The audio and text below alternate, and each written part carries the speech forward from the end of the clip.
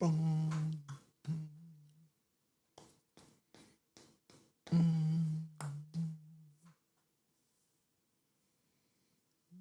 Boom, boom, boom, boom. They used to laugh at my belly, now they wanna rub all up on my belly.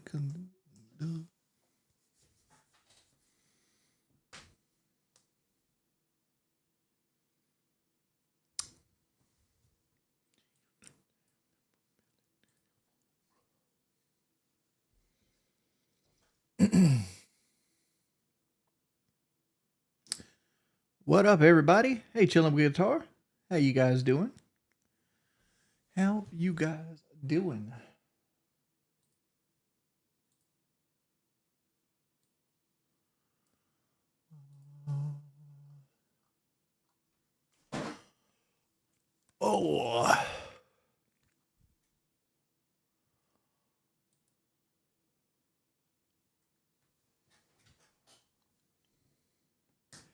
Oh, yeah, I fixed my sleep schedule. Hydrogen Jive. Looks like I've been crying. Is my PSN okay? Yeah, my PSI is fine. I actually have two PlayStation 5s.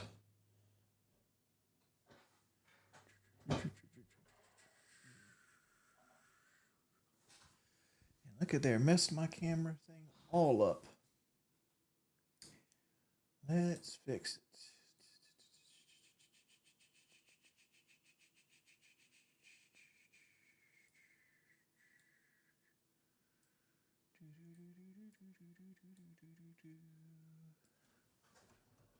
Move you over here.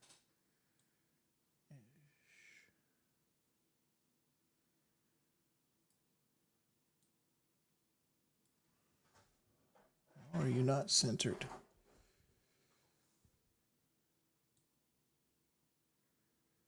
Good enough.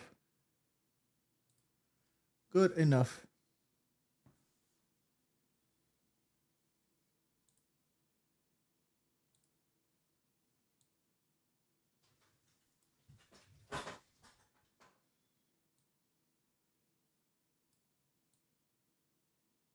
There.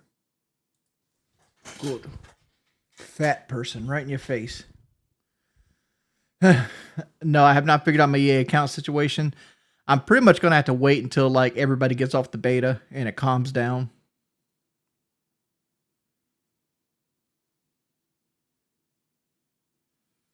I can't do mass and bands. Main reason I can't do mass and bands is mainly because I don't know. You like YouTube's kind of like messing up on like the unhiding feature of the thing itself. My collar's all stretched out. That's from Kelly trying to rip my shirt off because I'm so sexy. I haven't got to play it, this drummer. Haven't got to play it.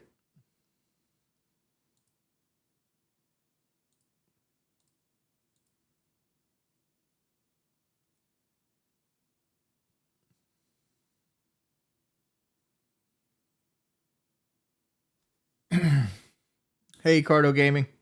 What's up, Italian God? You ain't hit me up today.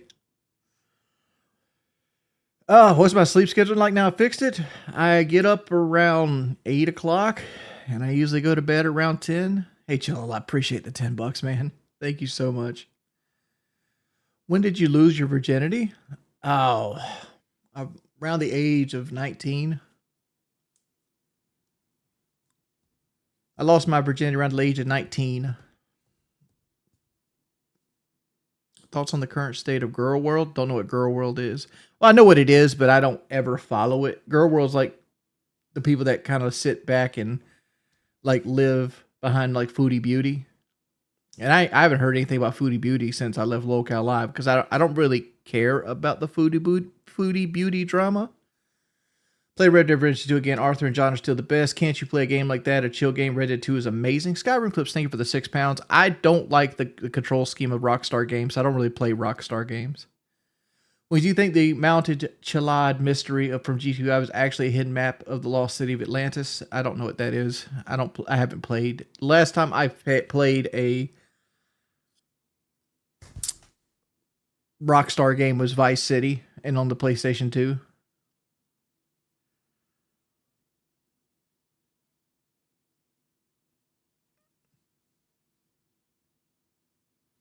I actually hate when my sleep schedule's fixed because like I'm up during the day and like like early morning streams is the worst performing streams I have normally, right? You don't get a whole lot of donations, you don't get a whole lot of viewers. There's a higher chance of like trolling because most of my trolls live overseas and not in America.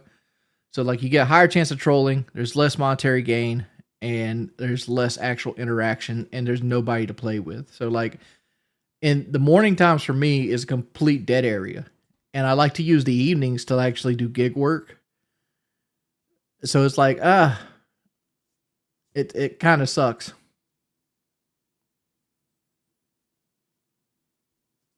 Streams laggy? It's not. It's not.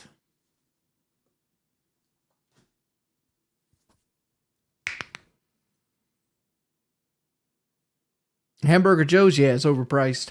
I mean, it's good, but like it's not good enough to drive into that traffic for.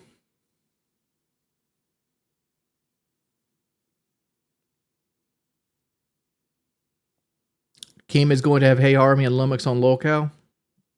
And then that pretty much shuts the door on locale ever.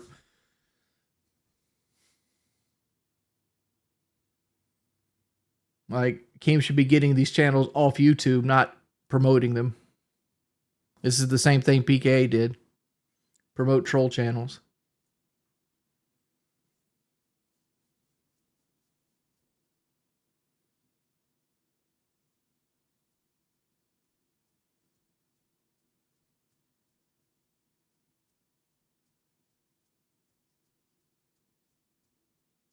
I'm good, Nitro.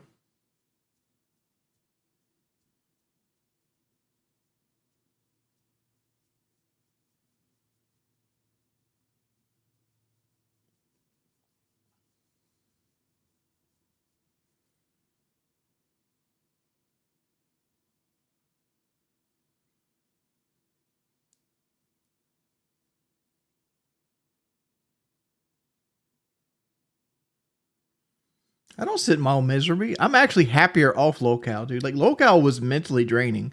Like you guys thought, like, oh, you just show up for 2 hours. No, you don't. You got to talk about. You got to find topics. You got to go in Discord. You got to deal with people in Discord. You got to cross promote. You got to come up with shirt ideas. You got to come up with the thing. Like we usually started planning for the show around 11 o'clock in the morning, and then we would finally we would knock the show out by at least one, like what we were going to do for the show, and then you kind of like sit in Discord and do shit like that for like 3 or 4 hours, and then you do the show itself.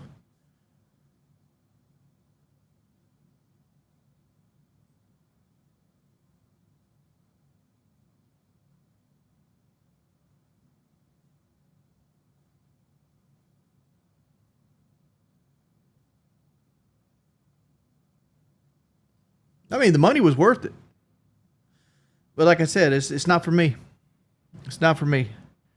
Like I'm cool with like jumping in the water, but like I got tired of the show when the show became everything was like let's go ding dong dash.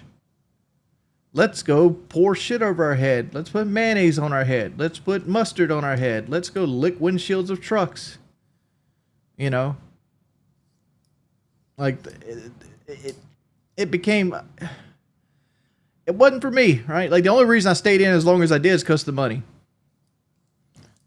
Because of the money, like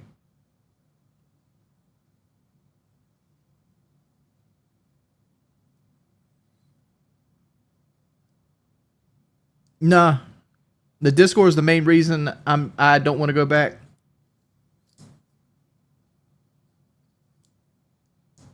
Fuck the local Discord.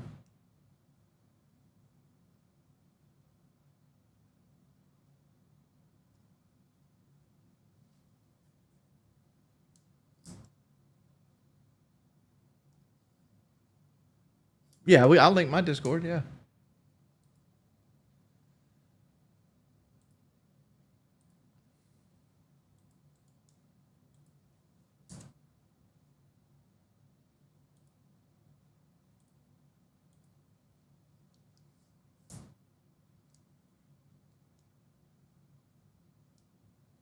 No, the fact it was an act of Congress for me to get anything happened in the local Discord. If I wanted to get somebody out of the Discord, I had to go through like 5 different people. I'm like, fuck that noise.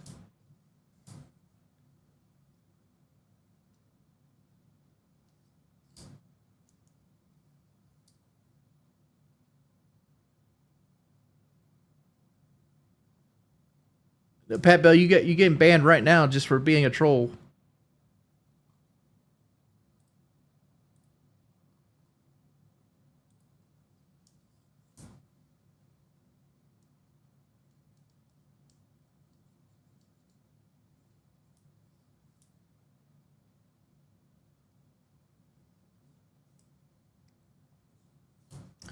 Well, the cardio game, the real reason I stand up to Keem is like, one, we've been friends a long fucking time. Two, I don't give a shit about the money. Three, I don't care enough about any job I ever do to not walk away from it. You could pay me $1 million a year, and my whole job criteria is to get my dick sucked daily. If I didn't like it, I'm walking away from it. Like the only thing that's gonna make me do something I don't want to do is Kelly getting sick.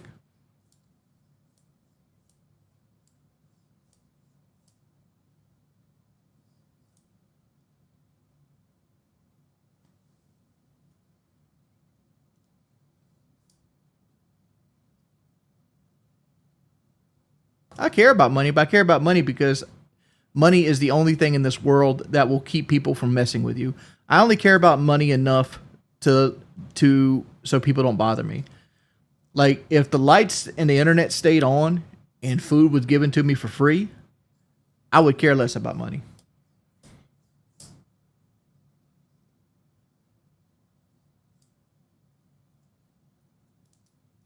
I 100% have a nest egg.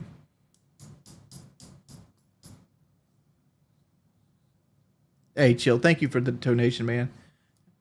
Don't get too hot out there. I'm still editing the playthrough, Charles. My big thing with the playthrough though is I'm about I'm at the Cathedral of the Deep at this point in recording, and like I feel like I'm playing too fast, and I want to start over because like I'm doing things a new player wouldn't be able to do, like diving through attacks and beating enemies in a certain way.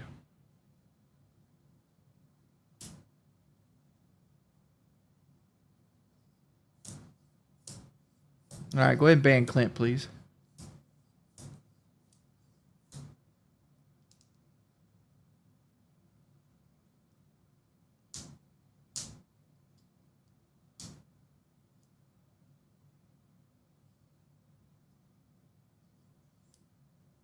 No, I've never played Star Fox.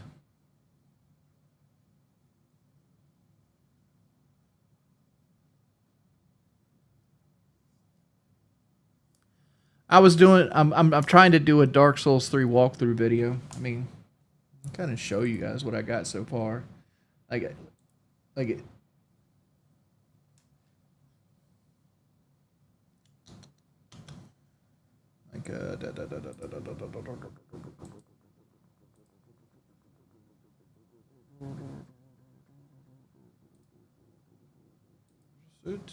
yeah, this is it.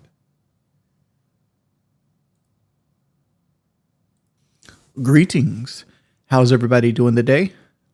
We're going to start in a journey today, and that journey is going to consist of Dark Souls 3. I've always wanted to do a walkthrough of this game, and I'm going to break this down into different areas of the game itself. We're going to start with the High Wall of Lothric. So, let's go ahead and look at what we actually have to start with. We're level 1. We have all 10s. We started as Deprived.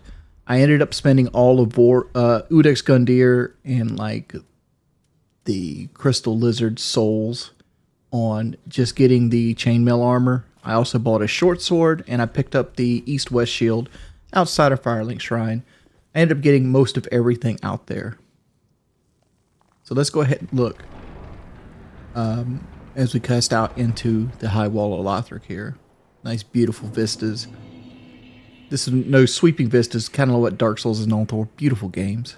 Absolutely beautiful games. Let's just click on to like some combat. Thumb, I like to go by going down the stairs.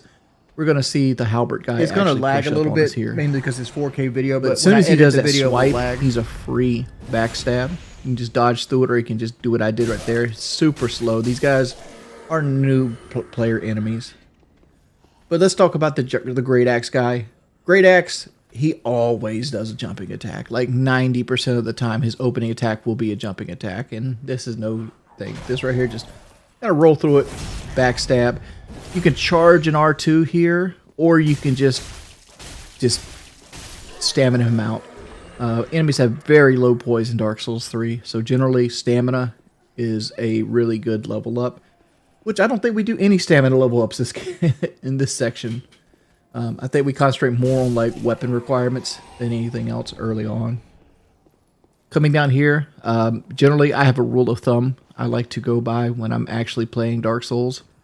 And that rule of thumb is always have a safe area. So we just cleared this area, so this area is safe. So if we need to retreat back to it, we can. Because this up here is one of the harder enemies in the game. Not just like on the high wall of Lothric, but in the game. This is called the Pus of Man. Like the Pus of Man has a huge weakness, and his weakness is fire. You'll see right here, he'll wallow around. Generally, I got a little greedy here, and I end up paying for it. Not this time, but the next time I go up.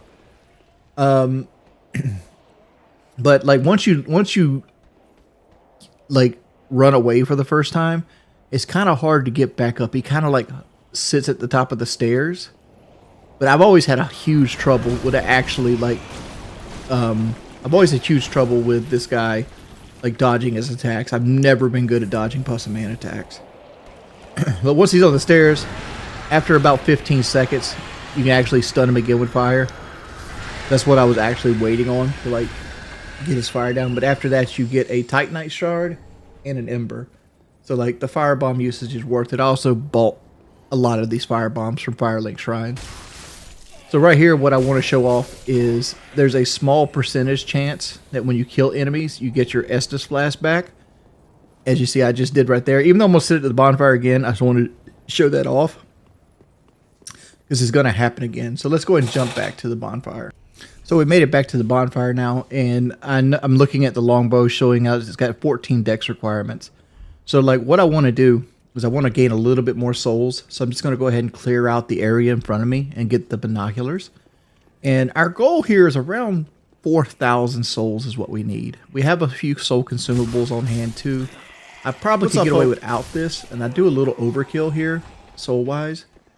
But like generally, we want to get the 14 dexterity. No, I'm not going to show the whole video. I was actually entertained in watching it myself. Like that's usually like the barometer that I use if something's good. But the problem is as the thing goes on and enemies get harder, I don't do a very good job at like showing off how to actually beat them.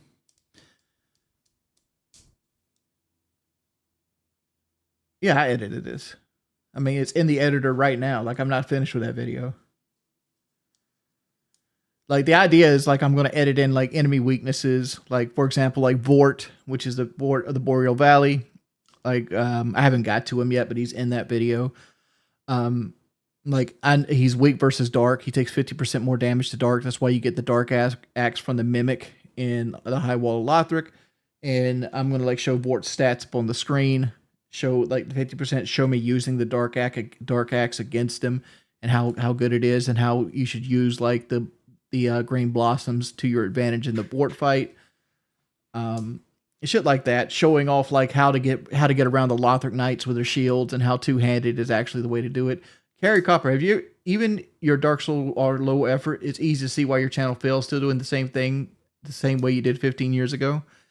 There's a lot of commentary channels that are successful now. Like, I was actually thinking about going back to doing Call of Duty commentary again. And like those I do for me. I'm not that's not going to be on regular content. Like the idea of like the Dark Souls 3 walkthrough is I was going to put one video out every Sunday around 6 o'clock. Like I don't have it ready for this Sunday, but like hopefully it'll be ready for next Sunday. But like that's the idea of that. It's just something I do for me because I've always wanted a walkthrough of Dark Souls 3 done in a walkthrough style, almost like a Major Slack style. Like Major Slack does the best Elden Ring walkthrough in the game, right? Hands down, Major Slack is the king. And he just doesn't do the older games. I'm like, Caleb Hammer says the videos you should make on YouTube are videos that you want to watch yourself.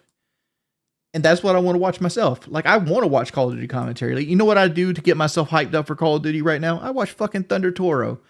Thunder Toro has a thing called Thunderstruck Gaming where he just like uses a shotgun and sits in a corner in fucking free for all. I love those fucking videos. Nerd.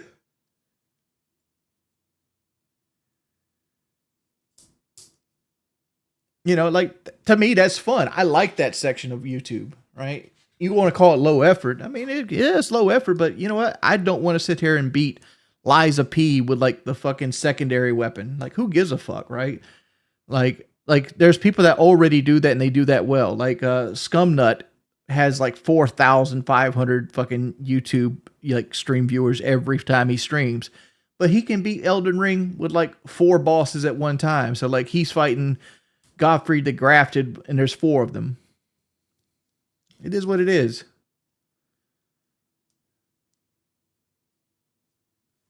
Like I'm good at certain games, like games I want to do Let's Plays of again. I want to do another Fallout New Vegas Let's Play. I want to do a Dark Souls Let's Play, at least one of them, right?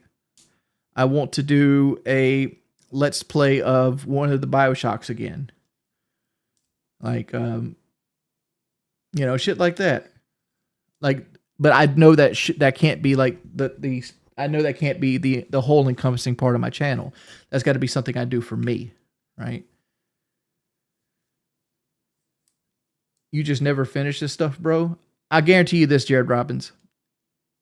If you ever see the first video, they'll all be done. That's how I do Let's Plays now. I don't upload the first one until I've got the entire series done.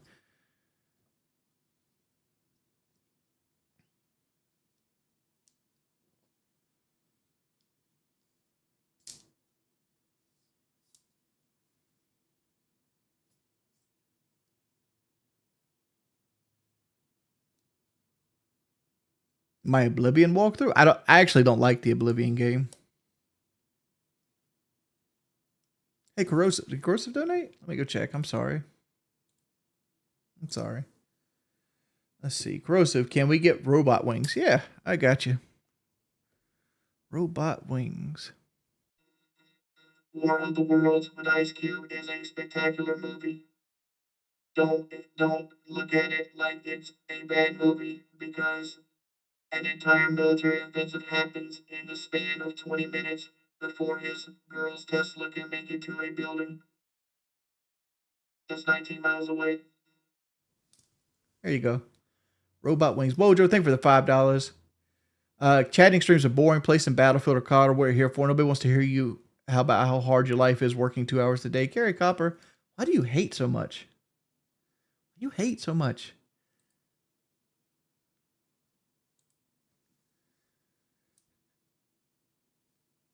My beard's out of control?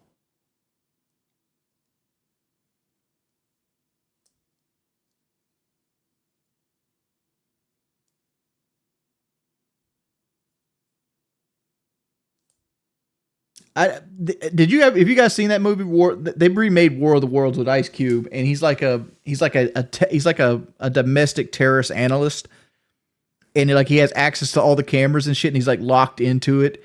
And his son's like this super hacker, which is like an epiphany halfway through the fucking movie. But like he's sitting there watching like these things pop out of like eggs and shit like that. Yeah, it's not the worst movie I've ever seen in my fucking life, but man, does it have a bad timeline. Because like you see entire troops all over the world like fighting and like in position within like 10 minutes of the aliens landing, like all over the globe.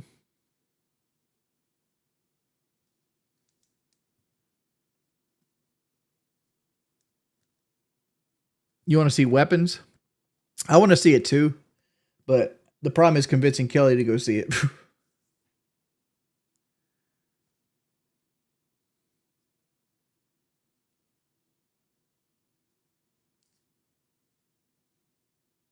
Wings thoughts on HC Bailey?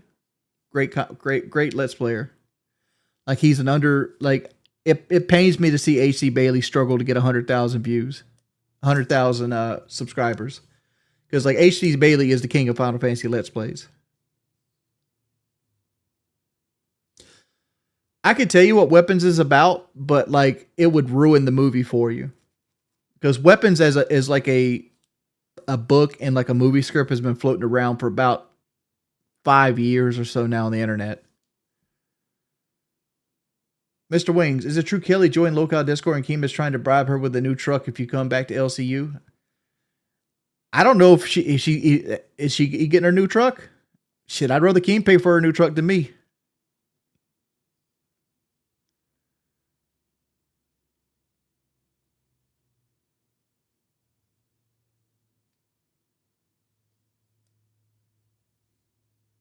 See, I didn't like Barbarian. I like the first half of Barbarian when it was like a thriller, and then it cuts into like this fucking like incest monster porn baby thing that is completely like what? Like that second half of Barbarian sucked. Like the first half of Barbarian is a fucking A+ movie. The second half is a fucking D-. Like it's not a failure of a movie, but it's not. It's something I wouldn't watch anyway. It takes such a hard turn. It's like another movie that's like that is Long Legs. Long Legs was such a cool ass concept, and then it falls off so hard with the satanic shit at the end of it.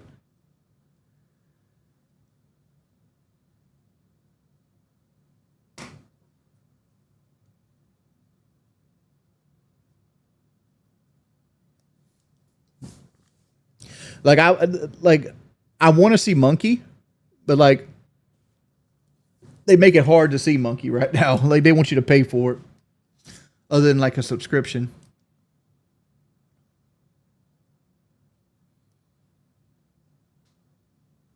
Here's let me tell you about Long Legs, right? Long Legs was marketed to be like a Silence of the Lambs movie, right? You like everything about the Long Legs trailer to me was like Silence of the Lambs going into the movie. So like I went into the movie expecting something in the realm of like Red Dragon, Silence of the Lambs, like a crime thriller with like a serial killer. So like they play that aspect of it up early. Like they have this FBI agent. She has a little bit of like like not PTSD, but like I forgot what the acronym is, but like she can see psychic shit. Like she can like feel and like see people, and she has like a gift. Like she just gets hunches. Later on, it's revealed like the hunches are coming from the devil himself, like telling her, leading her. But like she's like almost like a psychic, and like it gives a really bad serial killer vibe with her. And then it just turns into like Nick Cage having a ball being like this albino, like burned out rocker, like doll maker that just like creepily hits on like young girls in stores and like hails Satan. Like that's interesting aspect of it. And then the dolls come in like with souls trapped in the dolls' heads, and like they like influence people to like kill their family and shit like that. It took a hard turn. Long Legs started great, ended poorly.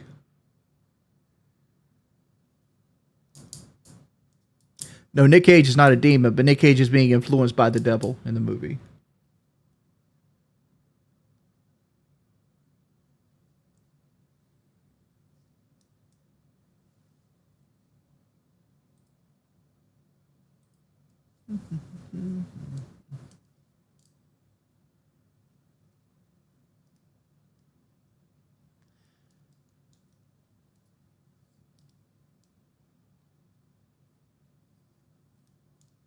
Hey, King N64, am I going to watch Weapons?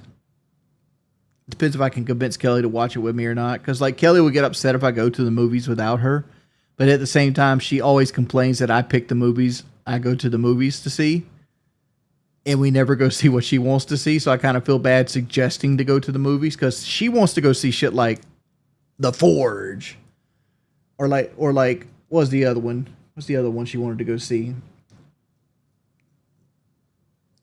Something about raccoons, but like it was like a movie where like somebody got like a foster kid, or like her movies are always the same, right? Always the same. Every single time it's some young person gets into like some mediocre crime where like he gets like caught holding the bag at somebody robbing a store or something. Then he gets like a lenient sentence by a judge, and then like a pastor comes and like puts him under his wing, and he turns to Jesus and he starts to do better. But then like the pastor's company that he's working for, instead of stealing money, he's now making money himself, but the company's in trouble. So he like rallies the whole church together to like help save the pastor's business. You know, like they all are the same fucking movie. It's like every Christopher, like Nicholas Sparks movie ever.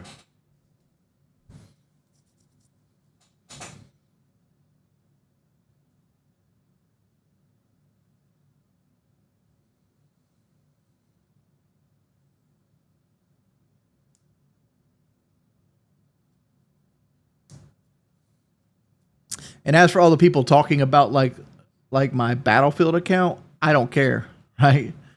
Like you got Gears of War coming out, you got Final Fantasy Tactics coming out, you got Black Ops 7 coming out.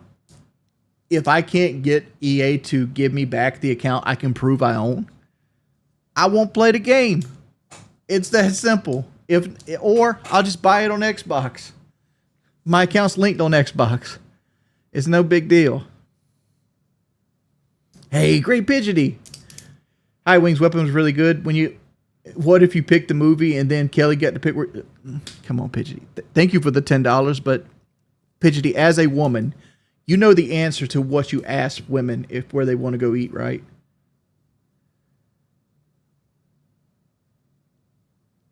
You know what is it, guys in the chat? What happens when you ask a woman where do you want to go eat?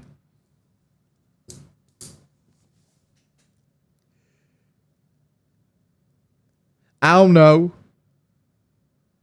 I don't care. What do you want to eat? And then you'll select a place to eat. I don't want to eat there. Okay. Well, where would you like to eat?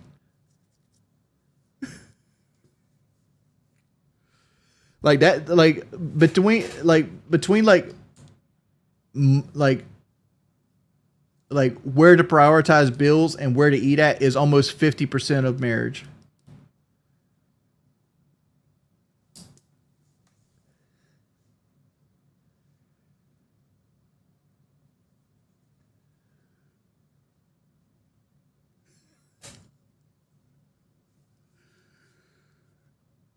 Thank you for the $10, Pidgety.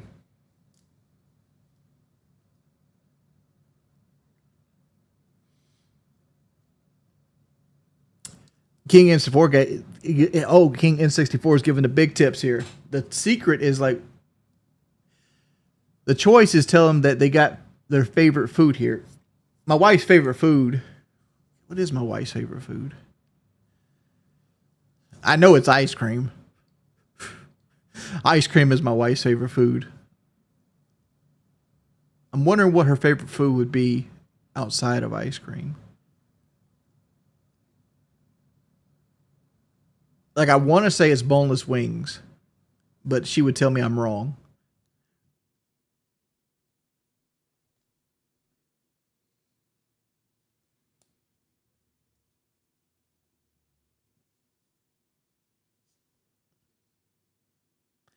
Kelly's still at church.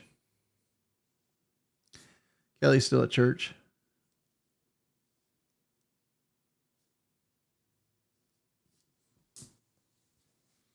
Am I going to kill a bowl of rice and tomatoes? I wish I had some rice and tomatoes. Rice and tomatoes, thin cut pork chop, fried right.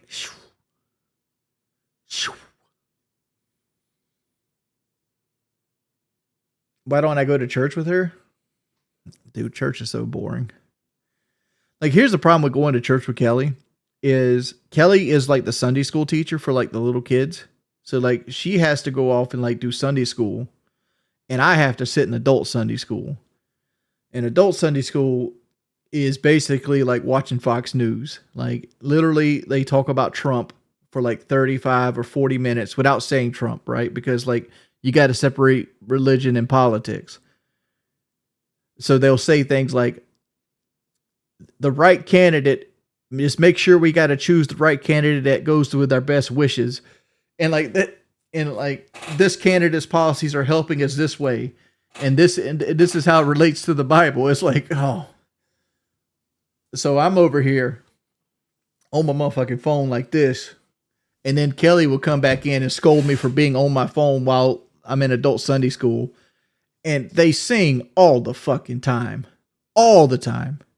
If I have to hear Power in the Blood one more motherfucking time, I'm gonna choke myself. Like Power in the... I don't like Power in the Blood. That is not one of my favorite songs.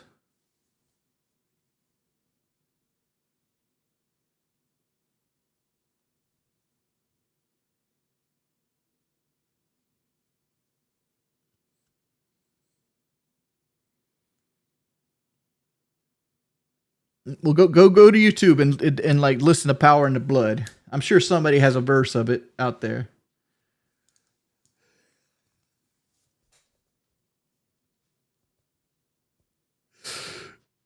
Oh.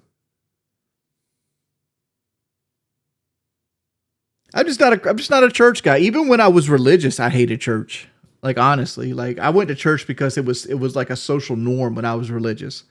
Now that I'm not religious, like it's like me being bored for 2 hours. It's like honestly, if you would let me go sit in a like a square room of like an abandoned house and look at the corner, I'd probably be more enthralled to go into church. And it's hot. There's like 150 motherfuckers all squeezed together in like a little small area with like musical instruments and like microphones and big ass subwoofers and shit going off.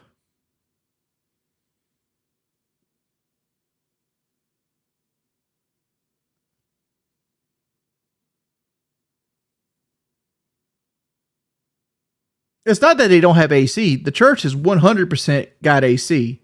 The problem is the people to AC ratio is off. They don't have enough AC. They have like a standard house AC that will cool the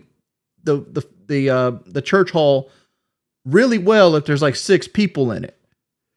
But when there's 150 motherfuckers in it, all dressed up in suits and body heat going everywhere, it's like a sauna. It's like a sauna.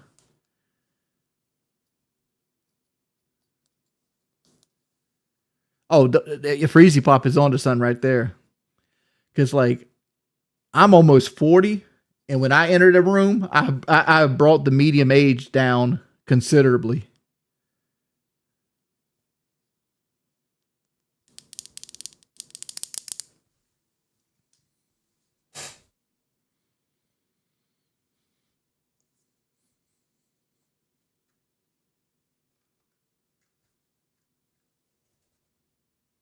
Give me a fedora. What made me no longer religious? Oh, my great grandmother, actually. If you want to be real with it. Like, I didn't really question what my parents or like my grandparents told me until like I was in my late teens. Right? Because like I looked at them as like, okay, they've lived life, they know what they're doing, they're not gonna steer me wrong. And my great grandmother would always come and try to scare us. She would try to scare us 2 ways. One, when we were getting of age, she would like, they're gonna draft you just like they drafted my boy. And that she had all these pictures that her son had, because her son went to Vietnam and he was like an artillery guy in Vietnam. And he would like shoot these huge like artillery 120 millimeter shells into the woods, and he would blow up the like North Vietnamese people. and they would take them and they would like make statues out of them. They would like put like a sticks and cross and like put the hands on them and put the head on top of the stick. And like the North Vietnamese were like super religious.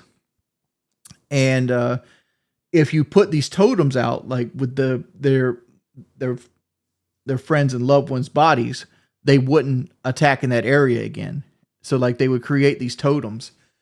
And my uncle, her son, had like all these pictures of like people he blown up and like bodies and like these totems and stuff. And like my great grandmother would like pull these things out when we went to her house, and like, she would show them to us and say like, "You're gonna get drafted. You're gonna go do this. You're gonna have to go this." And it's like, I don't. And like it made me afraid of the military, at a young age, like 11 and 12. But she'd also always say like, the end of time is happening in the year 2000. The end of time is happening in the year 2000. And I believed her. Like I didn't question her at all. And it hurt my heart. It's like, why do I got to die in the year 2000? So I would like figure out how old I was and if I'd be able to drive, I would, things of that nature. Would I have a girlfriend? I'd never get married. I remember sitting in the year, I remember being 1999 and I was 13, 14, something like that. Maybe even 15, somewhere in that ballpark, young teens.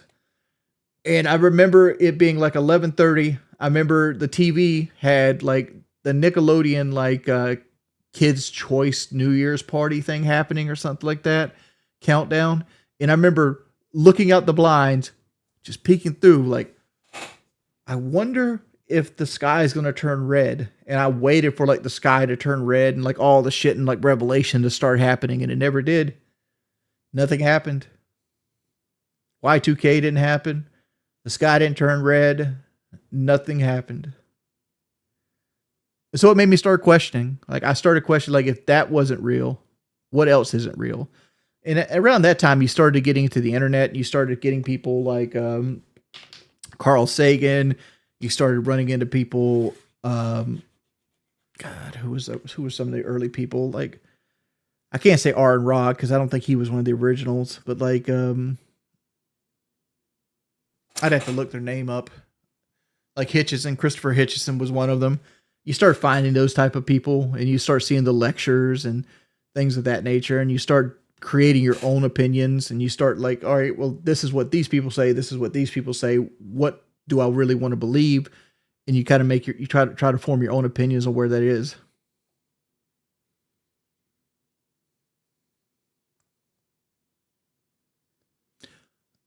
My great grandma had already passed away by the time 2000 happened. Hydrogen Jive. She passed away of a COPD.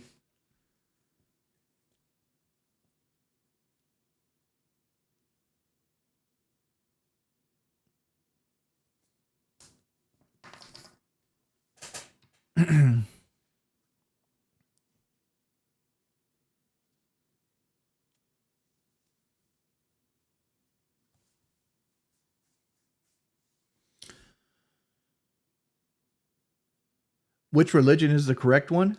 That's one of my big debates. COPD, I don't think it's hereditary, but I know some people can get it without ever smoking.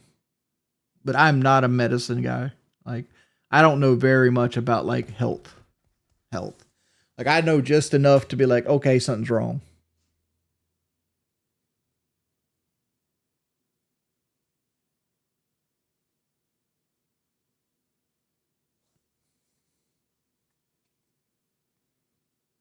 What was your struggle meal of choice? You mean struggling like is like we got no fucking money, this is what I'm going to eat, or the meal that we ate all the time that we just dealt with? Because I know the answer to both.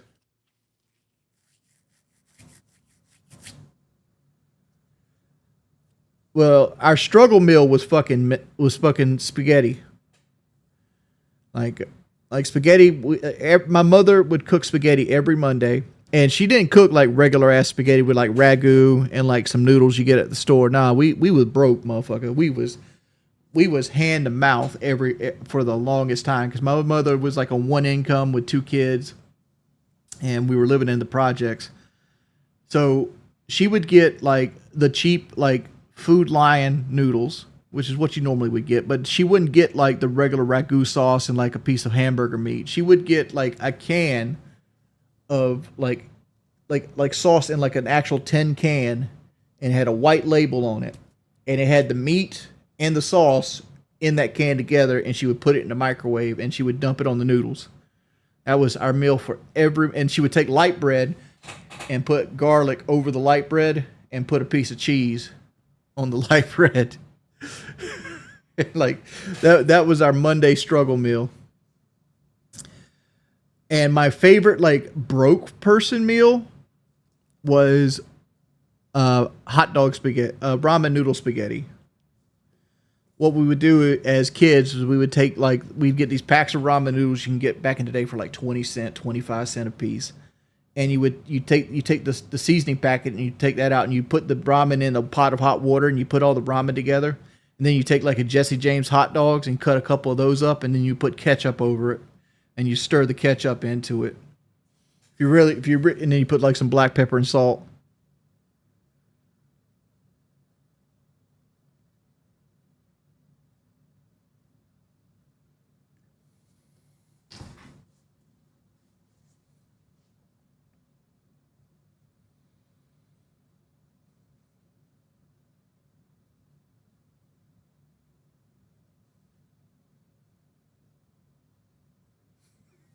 You really came up out the mud, huh? No, we was broke. There's a reason. I don't know if you were around when I was like young. There was a reason why like I was anti-cop before anti-cop was popular. I was anti-cop back in the day because I grew up. I grew up in the poor neighborhoods. I came from Holt Gardens. I mean, Holt Gardens is still around now. I lived on Huck Street in Holt Gardens, and it was a projects. Like my great grandma lived there. My mama lived there.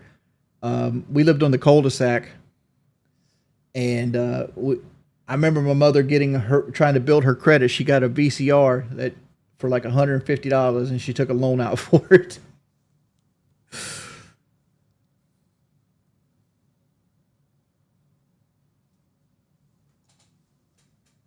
Yeah, but cops fuck you up. They didn't care if me and my brother was white. I realized early on it wasn't a race thing. It was you're not kin to the judge thing, right? They could go down there and fuck with you all they wanted. Ain't nobody give a shit.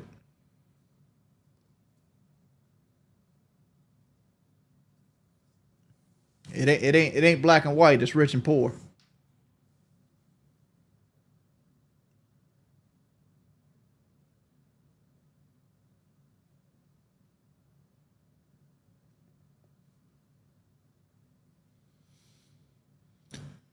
Happy Sunday, Harley.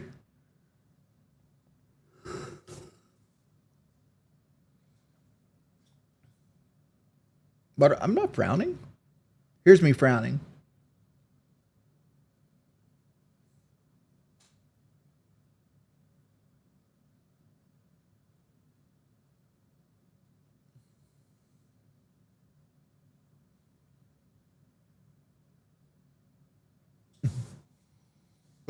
Open Dark Souls 2 play or Destiny 2. Speaking of Destiny 2, wonder where Blackout's been at.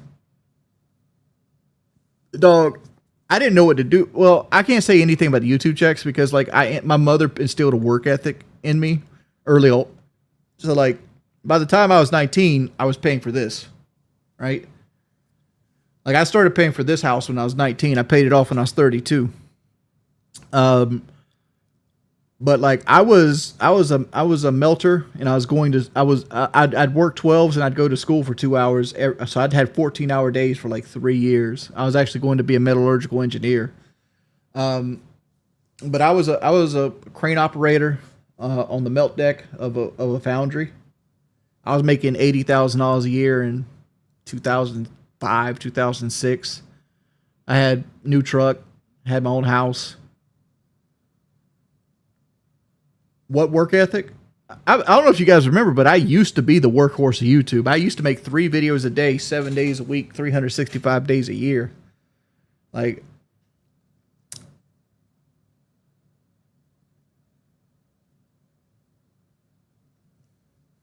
how much was rent back then? I don't fucking know. My house was always $580 a month plus $120 insurance. So like, what is that? $700. That's what I pay for the house every month for 15 years. Right. Even when Machinima was like where you got paid at, I kept my channel going unpaid.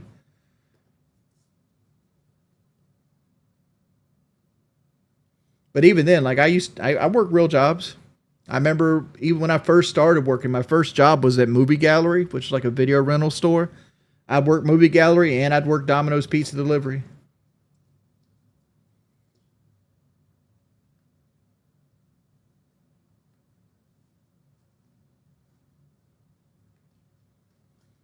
Oh,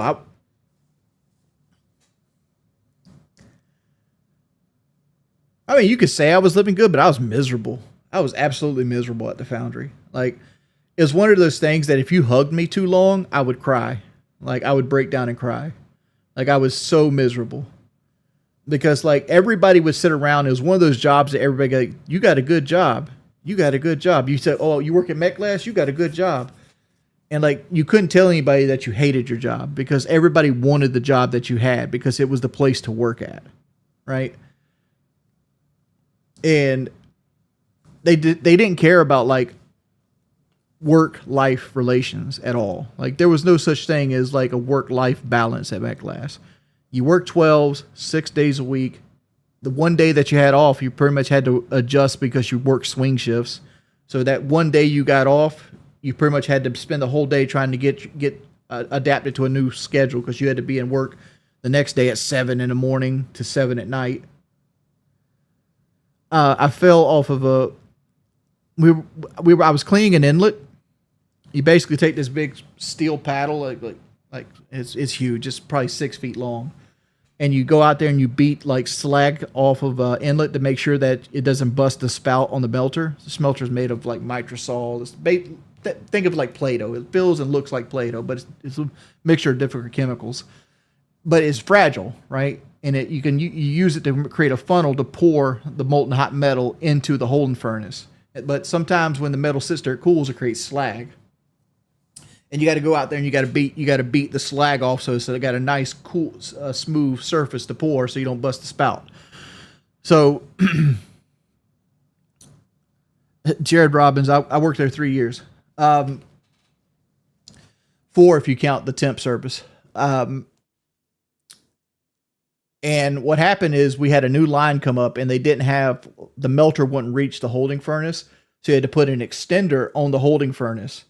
And it was this big steel thing and you put it on there with the crane and it seated and it basically sat in a shelf. So like it sat deep enough so it would hold itself onto the front of the holding furnace. Well, the flaw of this was that you had straps holding the shelf to put it on and off the holding furnace. Well, I went on to take the straps off and I took the first set of straps off and then the guy running the crane picked the block up of the crane and it goes ding, ding, ding. And that de-seated the platform and it tumbled right down. And I fell with the platform like 3 stories. Luckily I didn't hit the ground and the crane caught me with the straps because of what happened is the crane block went down with it. And the crane has a safety feature. So if the block descends faster than it normally would, there's brakes that are at the top of the crane that break and grab the cable and stops the cable from going up and down. It's like a safety feature. So like you can't drop something if the crane would fail. I didn't feel any pain until like 3 hours later. Like honestly, like the next day, like my whole arms, I'd pulled almost every muscle in my arms. I couldn't pick up a PlayStation controller the next day. I've exceeded the crane's weight limit. No, the big 1,000-pound steel platform with me on it dropping initiated the emergency brakes on the crane. Do I still think YouTube is a harder job? Yes. YouTube is 100% a harder job than a foundry. Less miserable, but a harder overall job.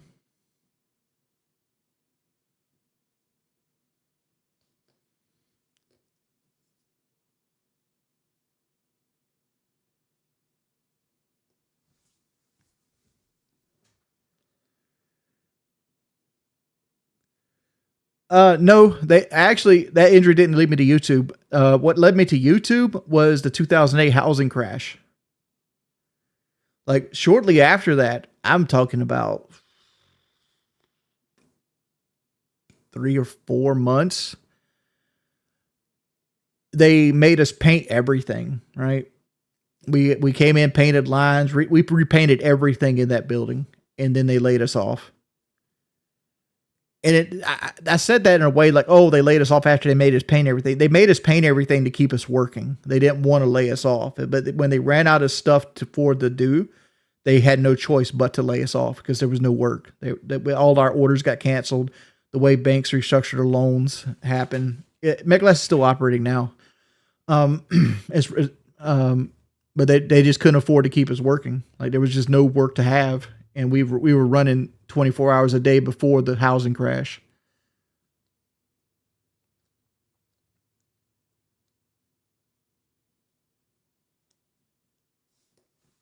So I got laid off, and when I got laid off, I was like, "Fuck it," I had like $50,000 or $60,000 in savings, and I had like 2 years worth of unemployment. I was able to get because at that time George Bush had like extended unemployment. Like you had three tiers of unemployment benefits you could get, and I made so much money I was going to make the maximum amount of unemployment possible. Forms. How did the housing crash affect me? I got laid off from my job because of it.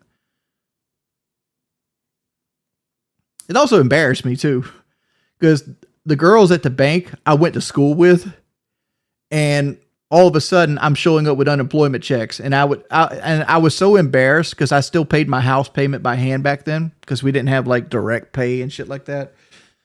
I would save up 2 unemployment checks to kind of like show I didn't need the unemployment money to go and cash them at the same time to run down the street and pay my house payment.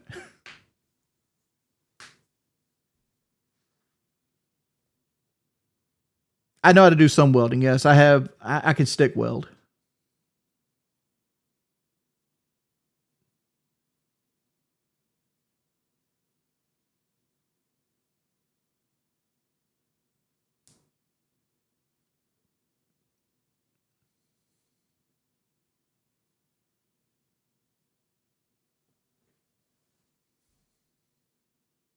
Prove it. I don't have the welding materials on my property. It's something I had to learn from ec class. Yeah, I still got friends from the job. I still got like one of my friends. He doesn't work there anymore. He actually is a service advisor for a Ford dealership near here. I have another guy that became a Ford Master Tech. I have one guy, Gary. He still works for the company.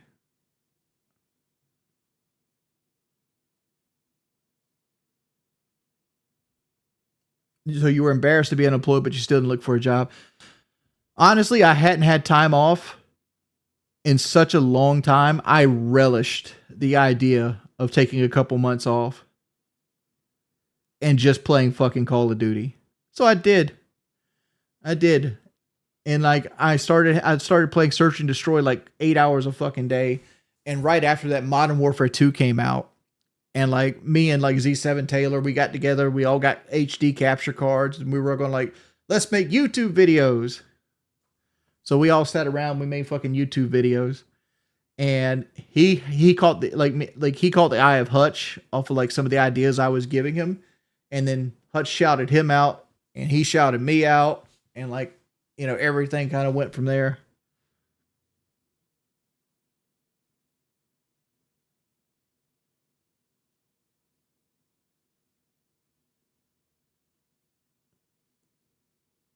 I use a Shure SM7B with phantom power.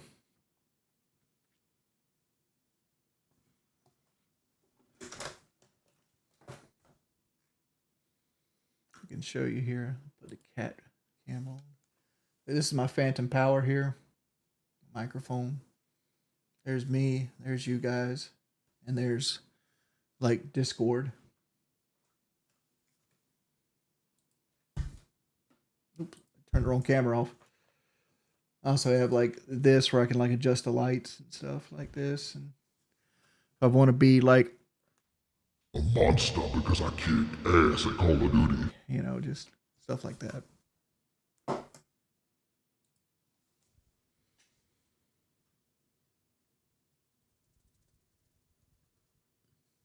I completely given up on the Braves this season.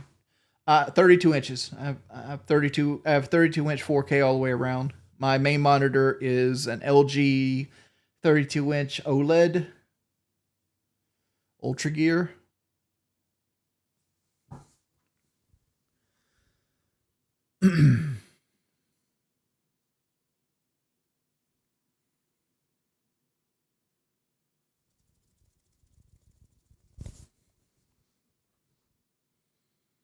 I have a Serta iWork Comfort series.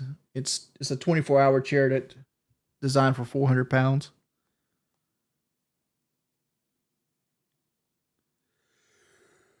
Designed for 400 pounds.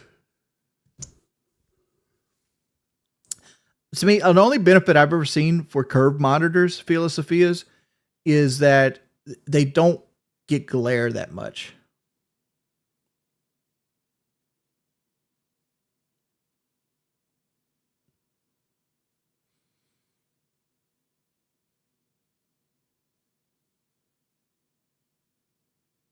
JD, we get lower back.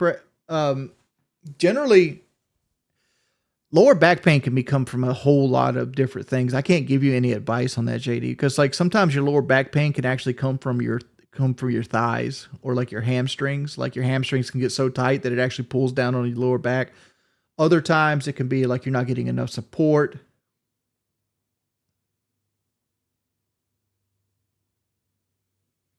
That kind of stuff. Yeah, I'm 6 foot tall. Like you can tell I'm 6 foot tall every time you see me stand around other people.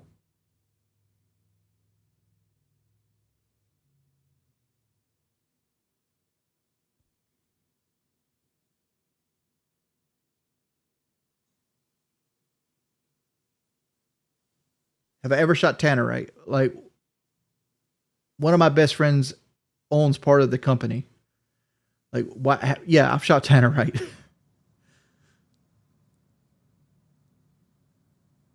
I'm 100% taller than Keem.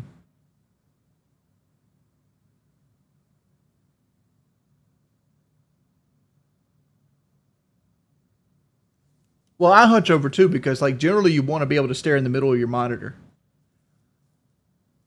Like you want a game on a monitor, you want a game at a desk, and you want to be you want your chair to sit in such a way that your eyes are dead center of your screen.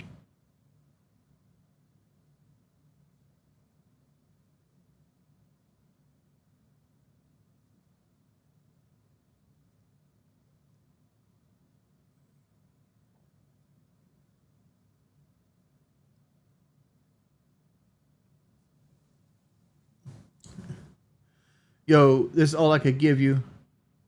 I'm having money problems. I tell you, God, you ain't got to give me any money, man. Oh, if you got money issues, don't donate. Don't donate.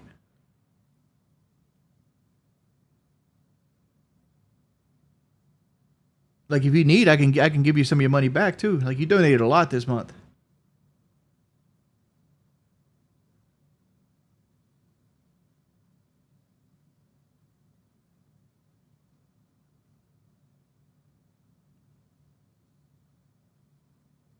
Nah, they'll sit. The Trail Boss recall is actually happening for a letter right now.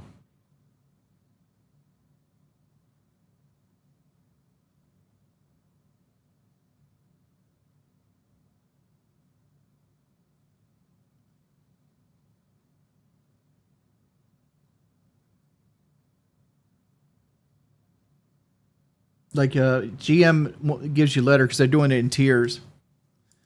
I'm just fucking with you, dude. I'm being serious, man. Thank you for the $52, man. Thank you so much, homie.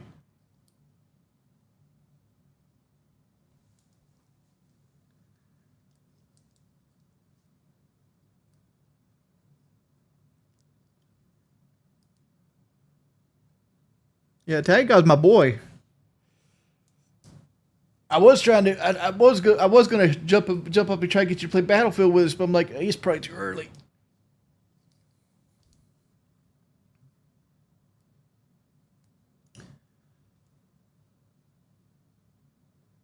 Let me smash. Yeah, I haven't got no sex drive whatsoever. It's like I noticed today when I got up, like Kelly had like gone through my phone. I'll be like, I wonder what she's looking for, because there ain't no hose in it. I'm looking old.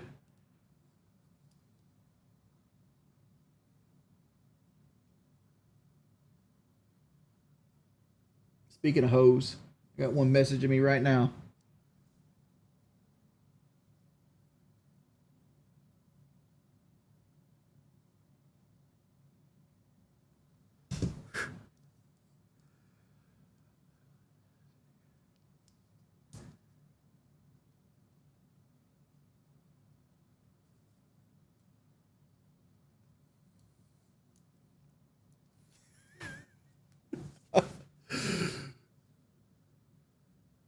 Dude, Italian guy, thank you for the $50 though, man. Thank you so much. I don't even know what she's saying. I tend not to look at her messages because I respect Kelly too much.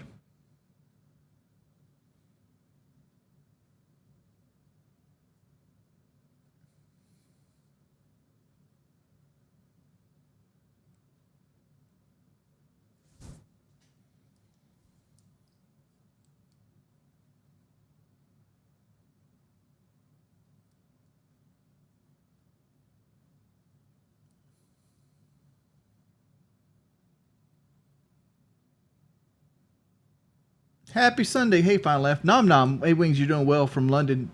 I know you didn't like it much here. Glad you finally got caught you live. Nom nom. I actually enjoyed London. I just didn't like the food. And I didn't get, I want to go back, but I want to go back without having to fight somebody. Because, like, the problem with London is you got to walk everywhere. And for a dude my size, walking tears your feet up, right?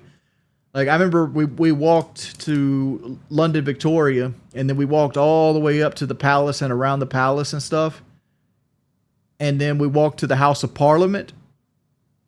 And like that's like 5 miles like in total to go from like to the from the Wembley to the trains to the you know up to the fucking palace and shit like that.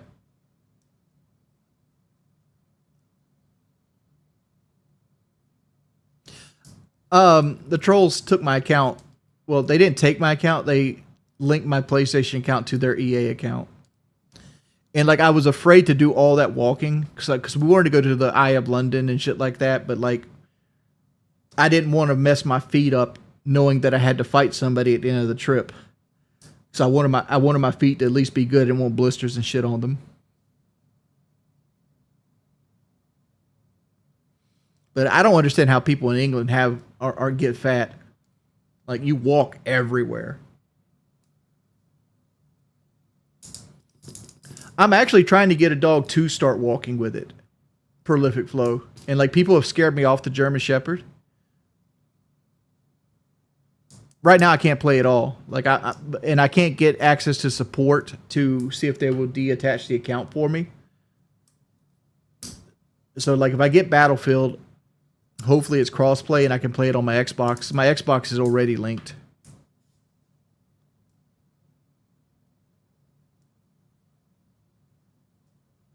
Why not Walt Bongo? Bongo's old. Like Bongo got hip issues. Like honestly.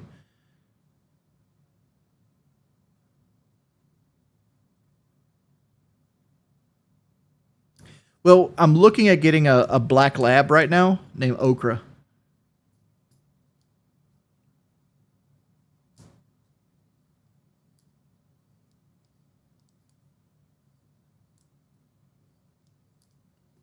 I mean, I love Bongo to death. Like, let me clear my thing. But like Bongo is my background on my phone.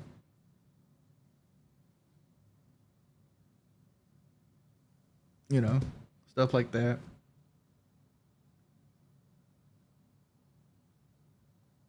Like that's my other phone.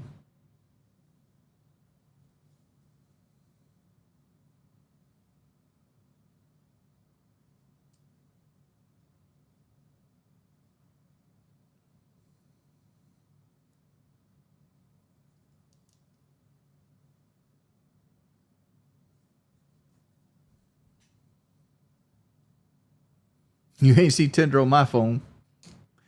Like on my phone, you see a bunch of a bunch of apps. Like I got PayPal, I got My Chevrolet, I got the DJI app, Prime Video, Pizza Hut, Zaxby's, Starbucks, McAllister's Deli, Dairy Queen, Jersey Mike's, shit like that.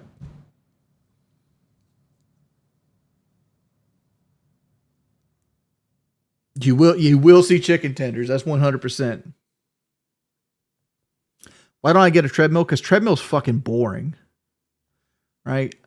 Like when you actually have to go walk in real life, not only you're out the house, you're dealing with your environment. It's more fun because it's dynamic. It's my dream to be Wings Pay Pick. Thank you, Mario.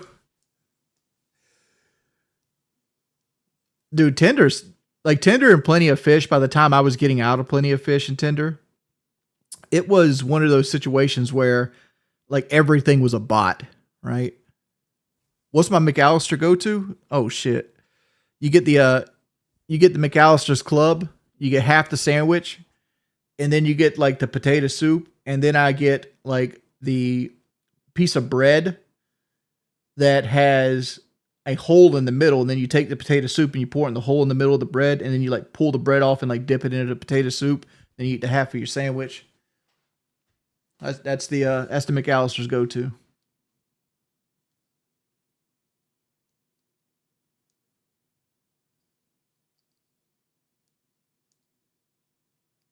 Is my Trail Boss a 4.8 or a 5.3? Well, Trail Bosses didn't come in 4.8s. Trail Bosses have come in 2.7s, 4.3s, 5.3s, and 6.2 and 3-liter inline six. Mine's a 6.2. Nom nom, 110,000% treadmills are the most boring thing. I have no idea how people do that daily. It's boring as fuck. I'd rather walk outside. I would much rather walk outside.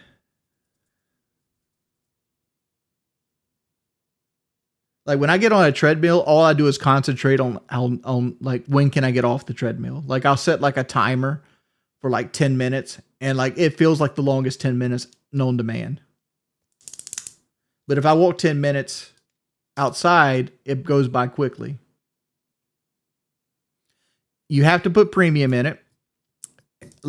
You do have to put premium in it, but it's not required, but it's highly suggested. I put premium in mine. The power's incredible. Like you're never lacking for power, right? Like it's 420 horsepower, 460 foot-pounds of torque. It does everything effortlessly. Even if you put bigger tires or got like off-road tires on it, it feels like you're not in a truck. It's such a good motor. Mine gets around 17 and a half, 18 miles per gallon combined.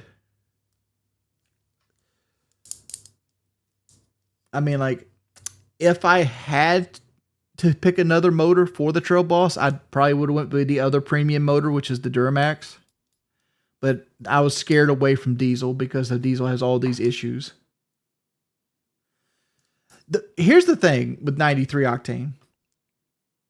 93 octane is only a problem if you're using it to travel. Like when I took the Trail Boss to Texas, I got bent over a table and bumped in the butt at so many gas stations because like they know that you have to put 93 in. But if I'm around my home, if I'm around the house, I know exactly where the good gas is at. Like I can get, like for example, like I can go to Costco and get 93 octane for like 20 cents more than regular gas, right?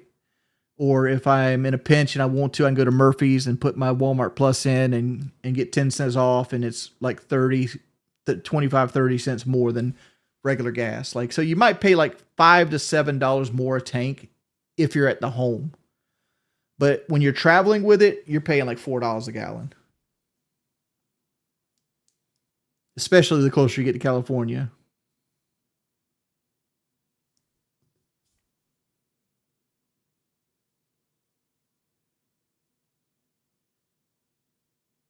Bean Smasher, thanks for streaming. Much love, dude. Thank you for the $10. Thank you, Nom Nom, for the membership too.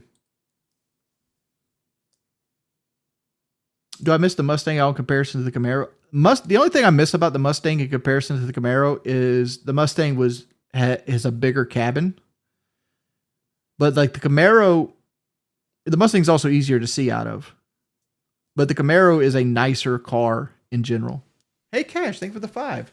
Hypnotic Jinx, thank you for the membership and the 10 gifted subs. Appreciate the love, buddy.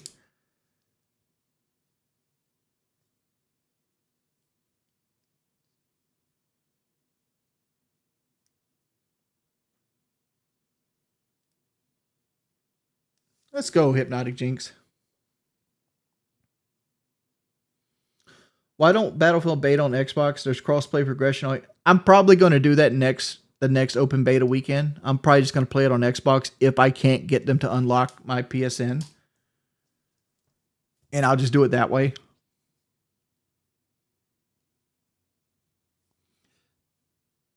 The blind spots to the Camaros are bad, which is funny because there's no Camaro that offers like the 360 camera, right? Because like that's one route I thought about going with Kelly because she kind of wants a different car now because she's kind of afraid of the Camaro. Here's the problem with the Camaro, right? Kelly's afraid of it right now because I pointed out to her that if the Buick Enclave wasn't between her and the F-150, that F-150 would not only have totaled the Camaro completely, it probably would have killed her, right? Because it would have hit her so hard it would have ran over on top of the roof of the car. Green dildos in the WNBA, win or loss? I mean, I'm going to say it's a win because that's the only time I've ever watched the WNBA is when some people threw dildos onto the court. Camaro will get fixed fully, but it's going to have like what you call moderate damage. So like, and the issue is Kelly got a concussion, she got whiplash, she got spinal compression, and she has devalue on her car. So like all this together is something we're going to have to like fight in court with this fly-by-night insurance about. And like Kelly thinks we're going to get nothing, and I'm like, I'm going to get a lawyer before I get nothing, right? Because they're going to at least pay me for my fucking diminished value.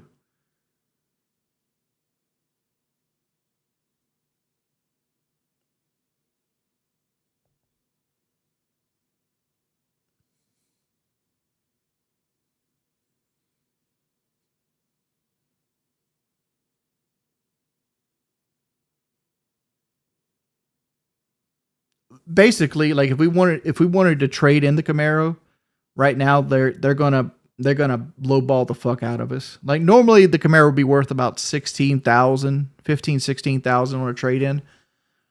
Like now, like I figured after the accident, it's probably gonna be worth like 11, right? So there's like $5,000 worth of value lost there.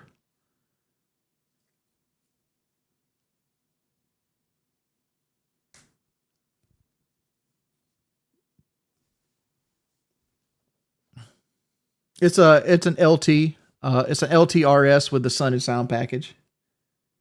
So you got the LED headlights. I mean, I got pictures of this thing.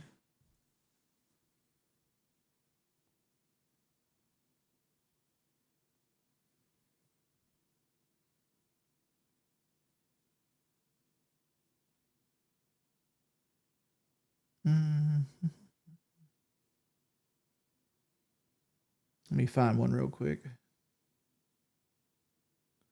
I have Boogie in my phone more than any man should.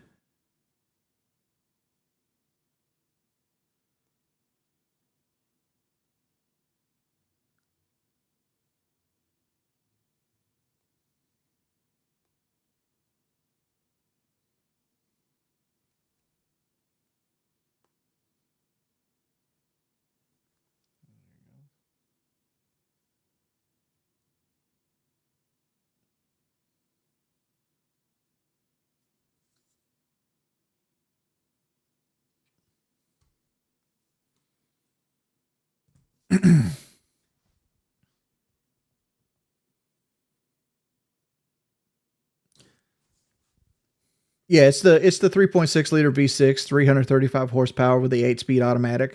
It's got the Sun and Sound package, so it's got the sunroof with the Bose system and the subwoofer, and like it's got the appearance package with the 20-inch wheels and the LED headlights. Like our nephews love it. They call it the race car. The color's called hyper metallic blue.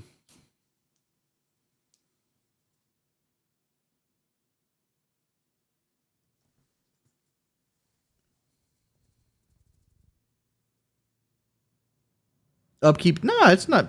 Like it runs off 87 gas. Like like it's got a really good motor. Like everything in it is pretty much bulletproof.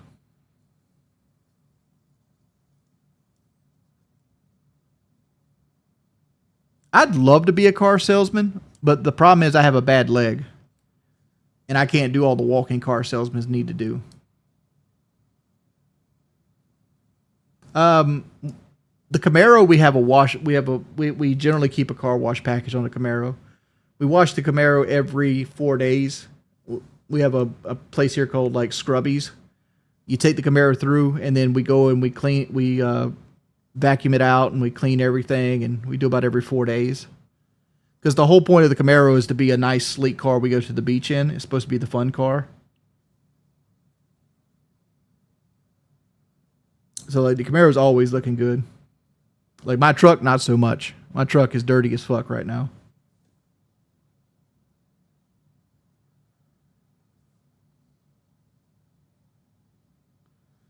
Dirty as fuck.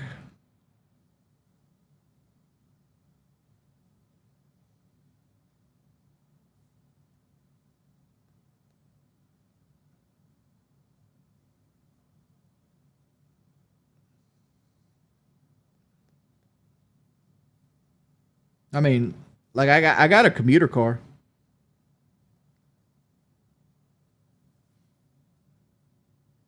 That's my Impala. That's the car I drive the most.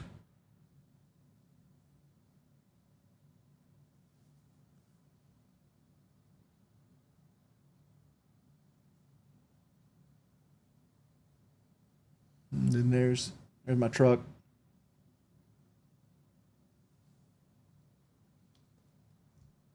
Yeah, we DoorDash, Uber Eats, Instacart. Uh, we do this laundry service thing where like you wash people's clothes and take it back to them. Um, we do anything that makes money. Honestly, anything that makes money.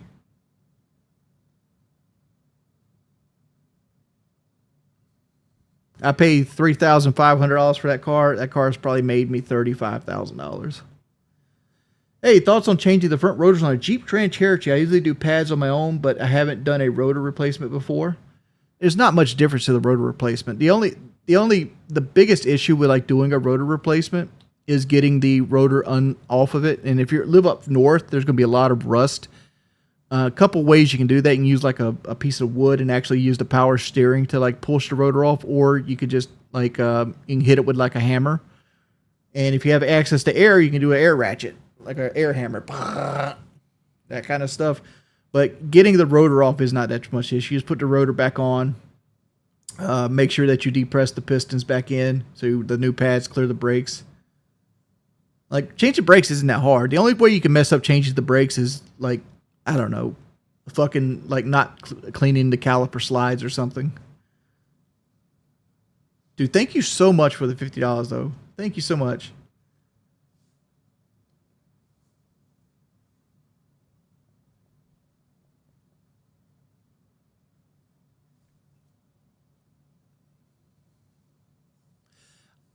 The pay off my truck, like I paid off my truck in a panic, honestly. Like when I was leaving Texas, I actually paid my truck off with like my DoorDash funds.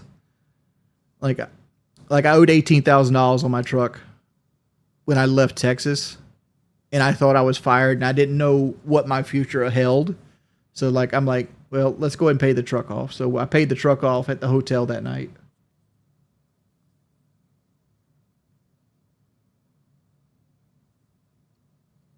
many times since hey man, love the streets. Did you have the Christie Benet operator on Black Ops 6? I thought I was getting it, but it might save up for another one.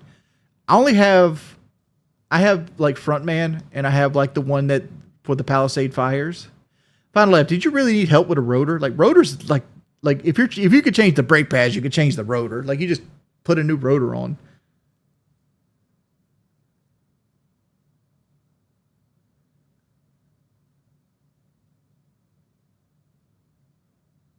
Thank you so much for the donations, guys.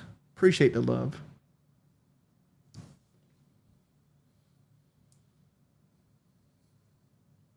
What was for breakfast?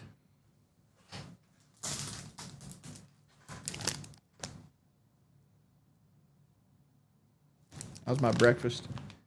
Breakfast of champions.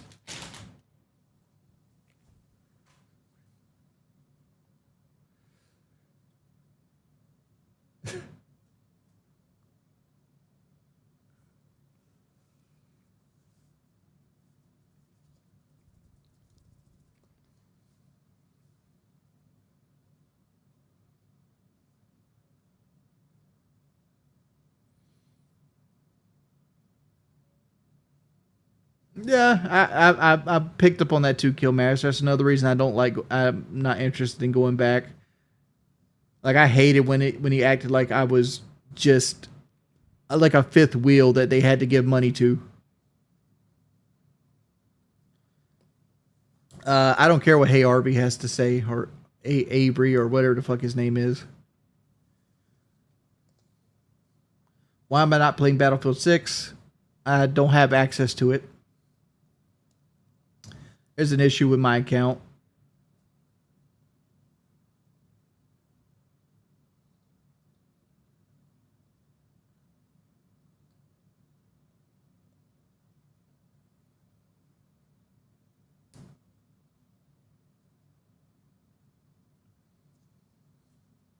Support didn't help you? I mean, I made good money, but I invested all the money.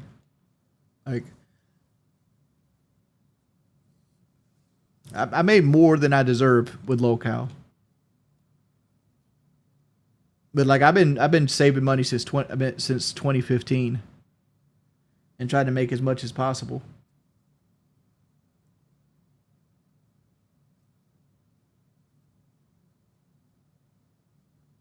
Oh, the Battlefield brother support. Oh, I tried to get to support, and like their chat had like 99 plus people in front of me for 6 hours before I closed it. I'm gonna wait till like after the beta happens, and then see if I can get my account cleared when it's less busy.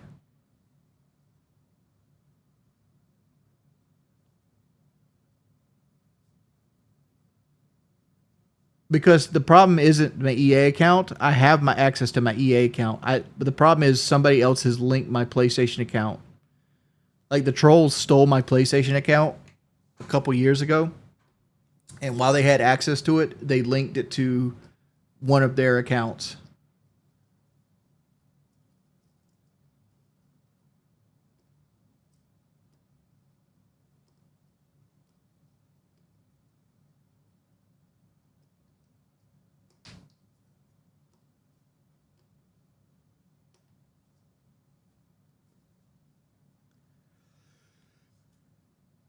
I got my PSN account back, not from Sony.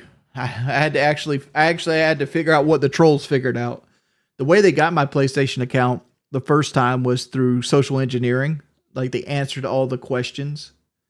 Like if you like, I created my PlayStation account in 2007, and I had like 3 questions. Like if you watched me, you got the answers from like PKA, right? Like, what was your first car? Where did you grow up?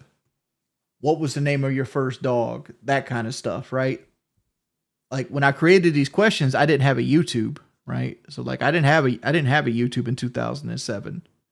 I didn't create my YouTube account until 2008. So like when I made these questions, it's like, okay, here's some stuff I'll remember. And like they got in my PlayStation account from that. Because when I made them, I thought it was only going to be for me, right? and they social engineered their way into the account and they changed the passcode. And I got my account back because I called Sony. I jumped through all the hoops. Sony basically blew me off. Like, we don't know what's going on here. Quit calling us. Basically, Sony told me to quit calling them. It's not their fucking problem. And so, like, I was like, huh. Well, how did they get into my PlayStation account? They ain't brute force, so they're not that smart. I'm like, they social engineered the question. And they never changed the questions. Like, they weren't smart enough to go in and change the answers to the questions. So I went in and I answered the questions myself, and I got my account back. What they were smart enough to do was to print out like a list of codes that would get around two-step authorization, because I had two-step authorization on. And I printed the same codes out and I keep them in my safe. And I didn't realize that they did that, and they stole my account again through the codes for the two-step authorization. And then I used those same codes to get my shit back, because they give you like 32 of them at a time. You get a whole list. And then after that point, I went full lockdown. I cleared all the codes. I issued more codes. I changed the email. I changed all the answers to the questions. I changed my passcode. Like, I couldn't put my passcode in right now without going to my safe and actually getting my passcode. You're never going to brute force my PlayStation account at this point, or my Xbox.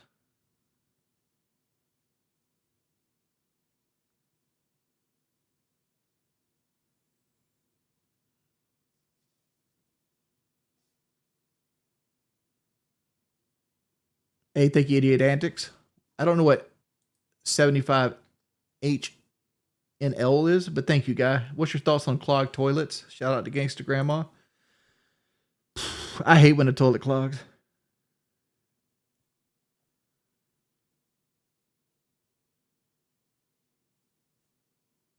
I keep my passwords in a safe, because it's not so much to keep them safe, but I know exactly where they are. Right? It's like I keep my it's like my passport and like my titles to like my trailer and cars, and everything goes into the safe that's fireproof.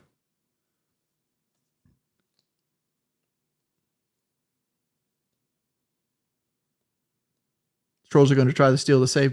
If they can steal my safe, good on them. Good on them. Because my safe is like 700 pounds.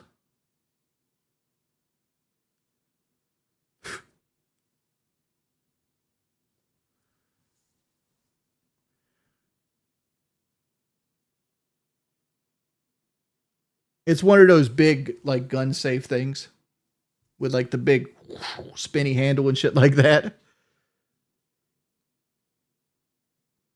I paid $1,500 for it back when I had machinima money.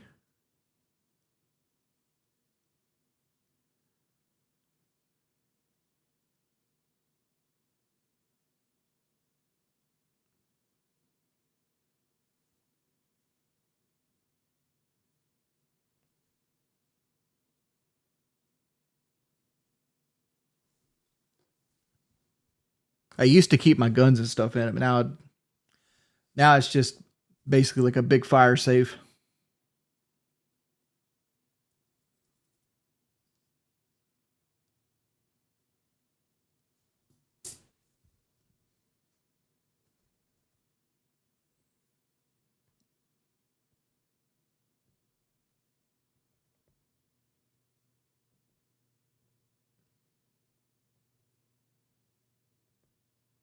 My wife keeps her jewelries in the safe. Like, we got like for example, like when we didn't take our wedding rings, like my wedding ring's right here. But we didn't when we went to Texas, we didn't take our wedding rings because we didn't want to lose them. So like we put it in the safe during that. Like, she keeps her diamond earrings and her pearls and stuff like that in the safe. Why am I telling you guys this?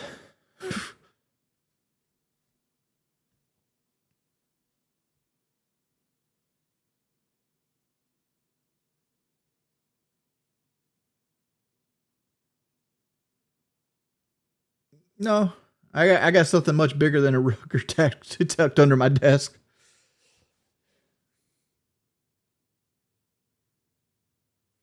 I have guns, but I don't have all my guns. I sold the vast majority of my firearms, but then like people started like taking pictures of my house and threatening me, so I end up getting more.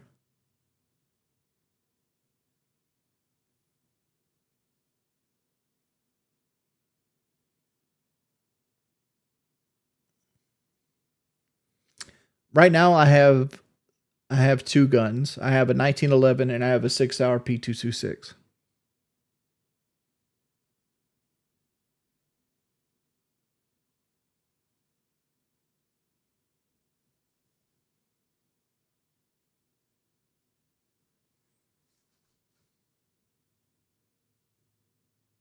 .40 caliber. 40 caliber.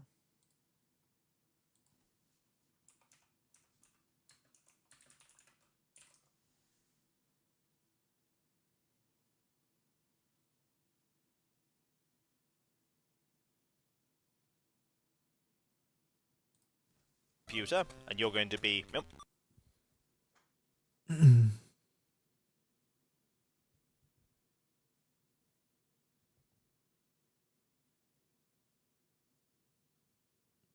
No, I don't. I don't bring the guns on stream. I try to do as little as humanly possible.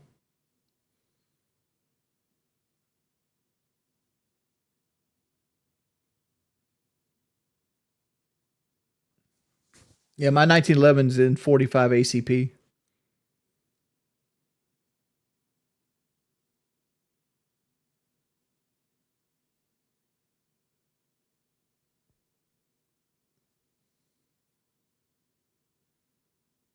No, I don't have the bayonet. I bayoneted my T with. I sold all my long guns.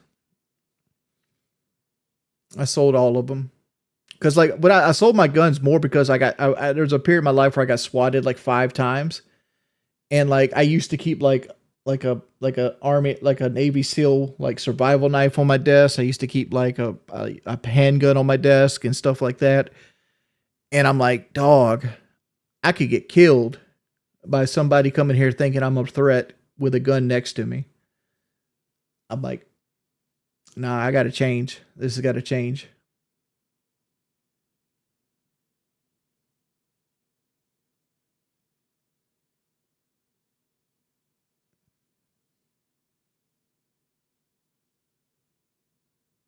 The Beretta 92FS. I used to own a Beretta 92FS. Like, I didn't like shooting it because the way I shoot my 1911 or any other handgun, the slide on the Beretta 92FX wants to catch this piece of meat in your hand and like pinch the fuck out of you. I don't know if anybody else has that issue, but like I would catch the piece of meat in my hand all the time and it pinched me. So I wasn't a fan of it. There's no proof I ever got swatted, by the way. There's video proof of cops walking through my house.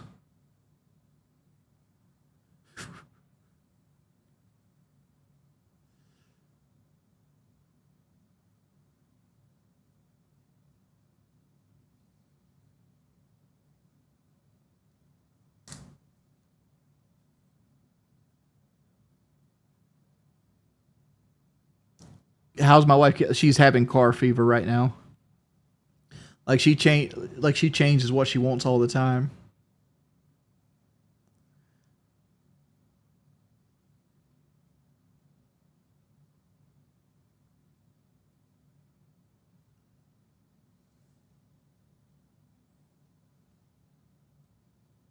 This is an Astro A40 with the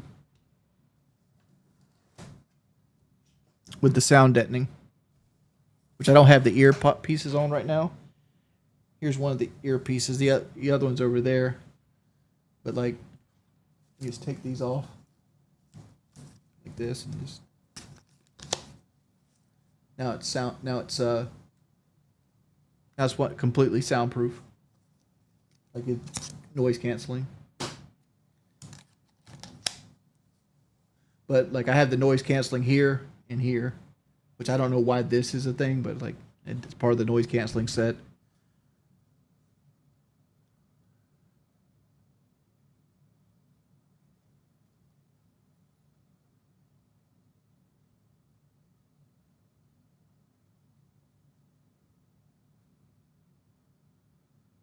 Will I ever do a stream shooting rifles? No.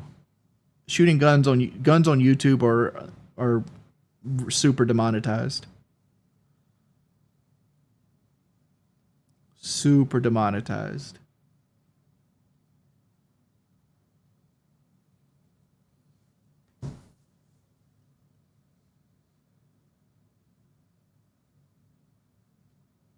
What's playing through them right? Am I playing anything? I mean, like, I have like Kakashkia, like over here.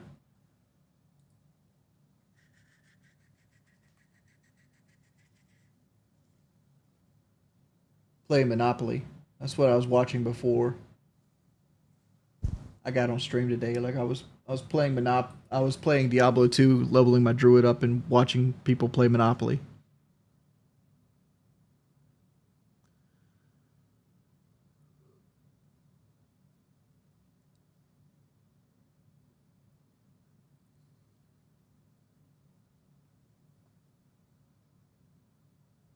You're allowed to show guns on YouTube, but like guns are very like questionable practice.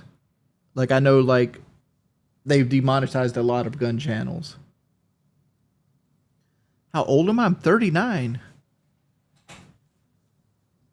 I find people playing Monopoly interesting because like when you watch pro people play or like people that like speed run like Monopoly against computers and stuff, you see strategies that you can use to dominate people in Monopoly in real life. Because Monopoly is a game that you'll run into, anybody will play because it's a game based on luck.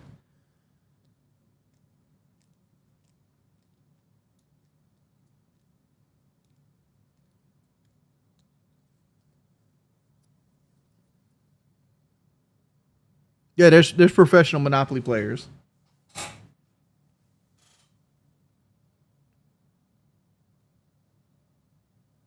No, I'm not jumping. I'm not jumping on locale. Dude, the stuff I watch is the most boring stuff known to man. You guys want to see my YouTube history?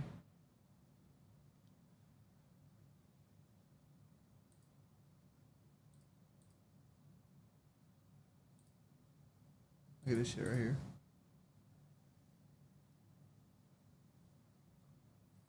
Monopoly, Final Fantasy 13, repairing into an automotive-defined mobile mechanic. Here's like some Equinox stuff because we went and test drove an Equinox yesterday, and my wife is like, "I really like this," and I have to learn everything about a Chevy Equinox. Battlefield 6, stealth camping. I like watching people camp in really odd places. Final Fantasy 13 by Alex is something I've been falling asleep to recently. Cake. Zebra Corner, camping.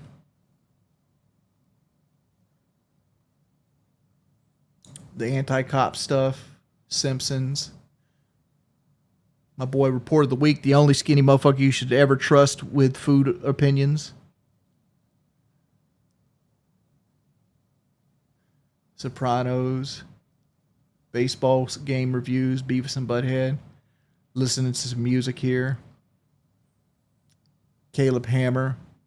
More music. Ray's podcast. Can You Beat Video Game Shadowgate? Like, this is what I watch on YouTube.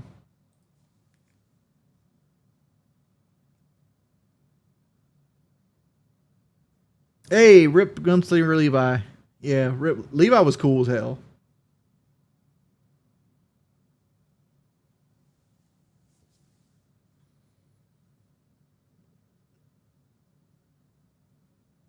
Backyard Broncos. The only thing I watch like that is Car Collector Feed, where like it's a group of guys that sit together and clown on people's fucking like Facebook Marketplace cars. Am I ever going to go on Caleb Hammer? No. I got too many people that pocket watch me too hard to go on Caleb Hammer.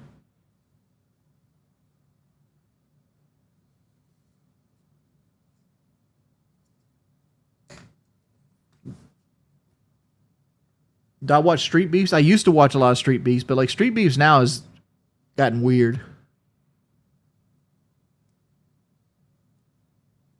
See you, Shane.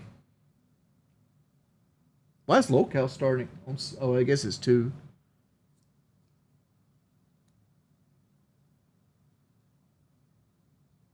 Collab with Review Bruh. I'd love to collab with the Review Bruh.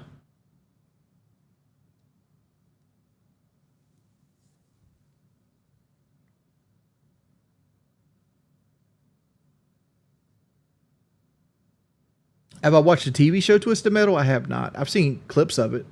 I've never watched the actual TV show, though.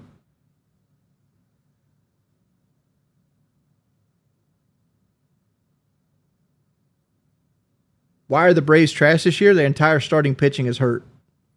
The entire starting pitching is hurt. Baseball has altered the baseball core, so like it's actually traveling about 15 feet shorter than it normally would this year.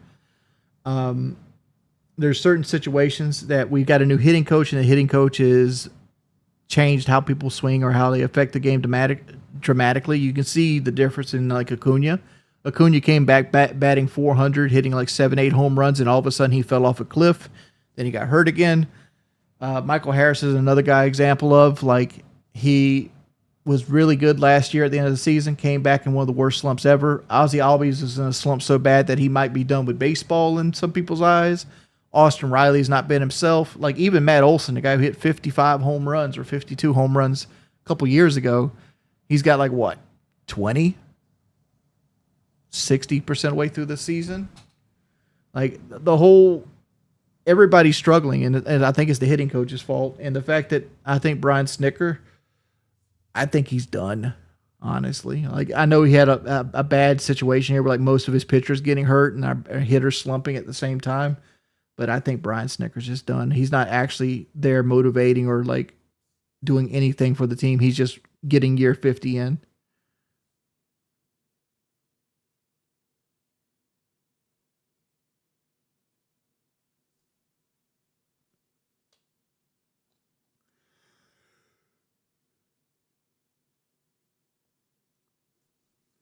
But that's not for me to decide. I just watch them. I don't invest in the team. I don't say we when I refer to the Braves.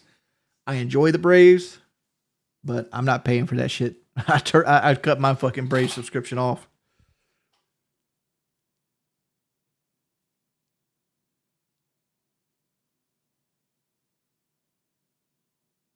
Top 5 positional baseball players post 2000. Top 5 positional players post 2000. Well, I think Altuve is the best second baseman since 2000. So I'm going to put Jose Altuve in there. Aaron Judge has to be there. Like Aaron Judge, if he stays healthy, is going to be a Hall of Famer. Shohei Ohtani has got to be there. I mean, he's a pitcher, so he's technically a positional player, but he's mainly a DH. But Shohei Ohtani's got to be on that list. Who else would be on that list? I mean, I'd want to say Ronald Acuna Jr., but he can never stay healthy. Like all you're seeing is like glimmers. It's like saying Bo Jackson is a Hall of Famer, which he's not because he never stayed healthy enough. Bo Jackson would have been a Hall of Famer if he was a single sport guy, but like he didn't have the longevity. And I think Ronald Acuna falls in that ballpark. He's never going to stay healthy enough to get the time in. Joey Votto was post 2000s. Joey Votto and Paul Goldschmidt, but they're both first basemen. And you didn't say I couldn't have 2 first basemen. Mike Trout, Freddie Freeman, or other guys that are like, oh, these guys are the best of the best.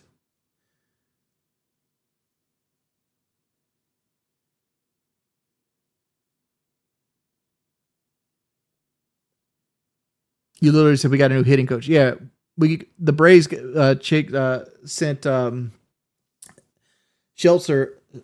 Seitzer, who was the guy who basically won us a World Series and had us the best offensive seasons ever. They punished him for 2024 and they fired him, and they picked up this new guy from the Rangers. I don't know his name off the top of my head, and they've struggled ever since. They've struggled. And I don't want to say it's all on him, because like a lot of baseball players hire their own hitting coaches, especially in off season. But like, I don't think he's doing anything to actually help the team like get out of slumps or like get players' confidence back. And I don't think Brian Snicker is doing anything to help players work through slumps or like adjusting the lineups well enough or like building the lineups well enough to get people to have success.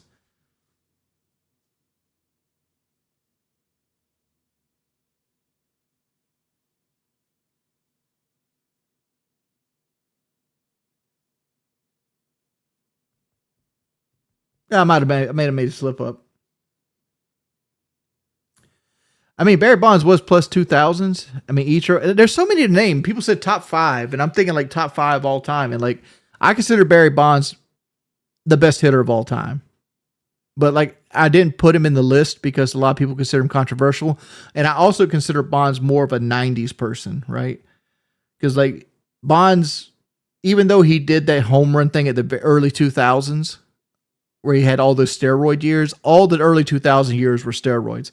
Ichiro is a good pick that needs to be there. Pujols as well. Not so much A-Rod, right? Because A-Rod was always a steroid guy. I don't know if Cabrera was a steroid guy, but he was very consistent through most of his career. But I didn't really watch the Tigers, and I never played them.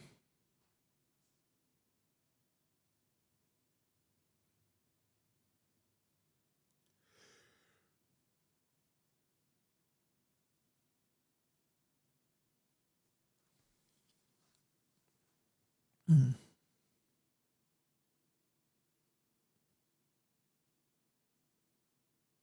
Did you say, Keem, that he was right? I don't know what this is referencing to Local Boy at all. You got to give me more context than that. How do I trash A-Rod for roids then ignore Barry Bonds? Because if you take the seasons that Barry Bonds broke like Hank Aaron's record and like Mark McGuire's record and all this other shit like that, if you take those 4 years in the 2000s out, right? Let's take 99 through 2004 completely away from Barry Bonds. He's still first ballot Hall of Famer.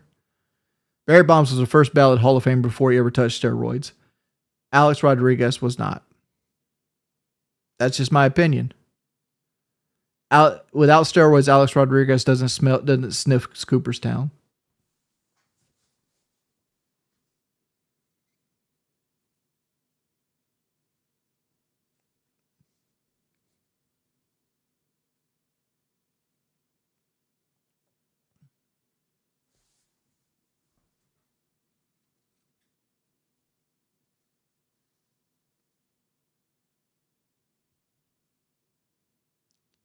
And I know people hate the baseball and the car stuff. In your opinion, who is the GOAT, the one and only? Who is the best player to ever play baseball? Well, that's a hard one to pick. Like, do you judge that by rings? Do you judge that by winning percentage? Or do you judge that strictly by pure like talent? Like, if you want it by pure unadulterated talent, who is the greatest player to ever play the game? Ichiro Suzuki. With like,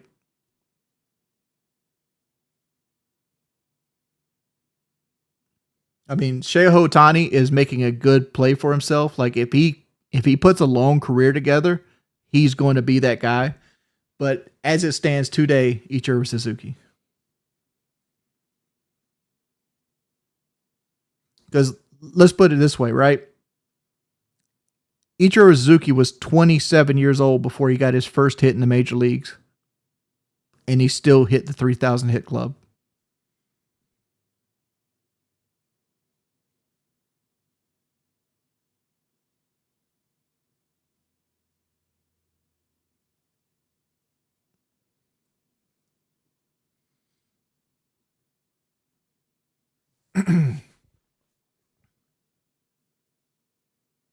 Best pitcher of all time, Satchel Paige.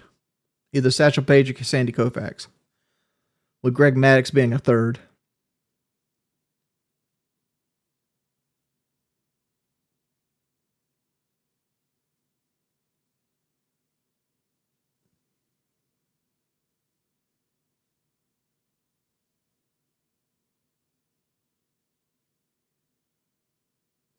No love for Randy Johnson. Randy Johnson's a good pitcher. But like if you had to win one game or like somebody took something you loved away from you, are you having Greg Maddux start or are you having Randy Johnson start it? 95 Maddux versus 95 Randy Johnson. Who you think's winning that?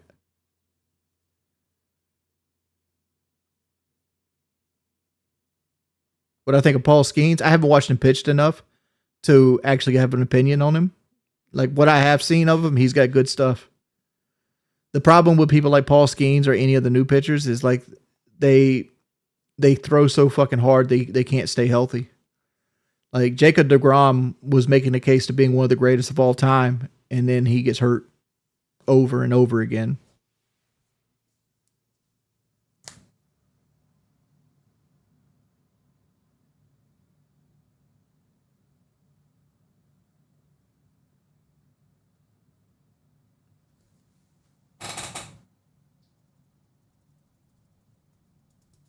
Problem with Paul Skeens is he's got a pirate uniform on. Like Paul Skeens needs to have a bigger market. Like if he was a Dodger or a Met or something like that, Paul Skeens would be a household name.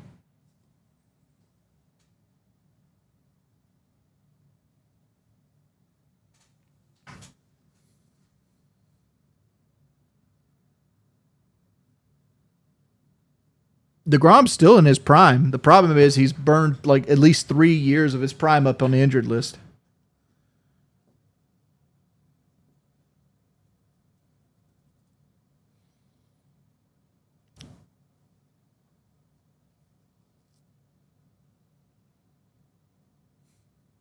Cars and baseball are my favorite things, Lost File. Like that's what I know about. I know about cars and baseball. If you want to talk to me about shit, cars, baseball, video games, or at least a little section of video games I play.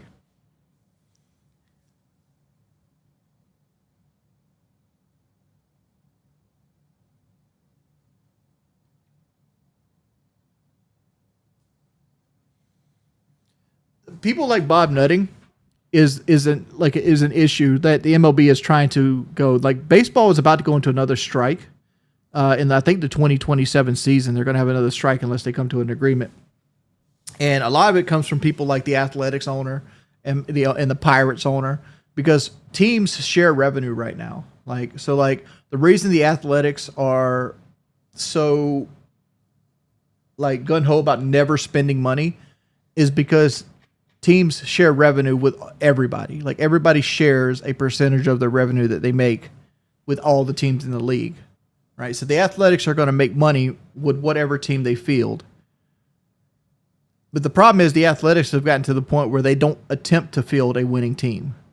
They keep getting all the good talent because they get the high draft picks, and they run these young players through the ringer with like shitty lifestyles, a club that doesn't care about them, the trainers that barely get paid. And then by the time they get done with the Athletics, they go to a team like the Braves, which actually care about their players. And it's a whole different experience. But like their first 7 years of their baseball career has already been tainted by like shitty training, shitty coaches, and being cheap as fuck. Right.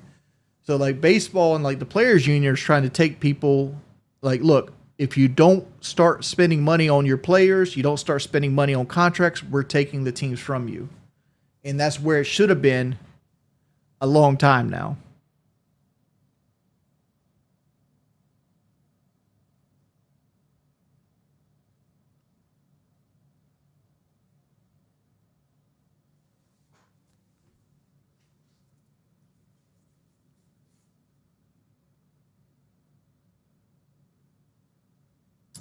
Well, the salary cap is what MLB wants to put into place, which I agree they need a salary cap, but people like Bryce Harper are going to be like the face of like anti-salary cap. The Dodgers shouldn't be able to spend $1 billion, right? And expect a team like the Minnesota Twins to be able to compete like logistically against a team that can spend $1 billion.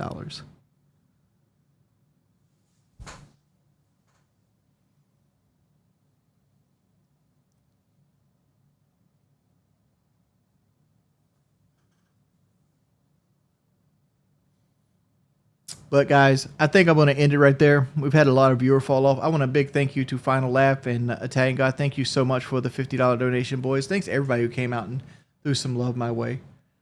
I hope everybody had a wonderful time. I'll see you guys a little bit later. Last time the Pirates did well, Barry Bonds was on the team. To be perfectly honest.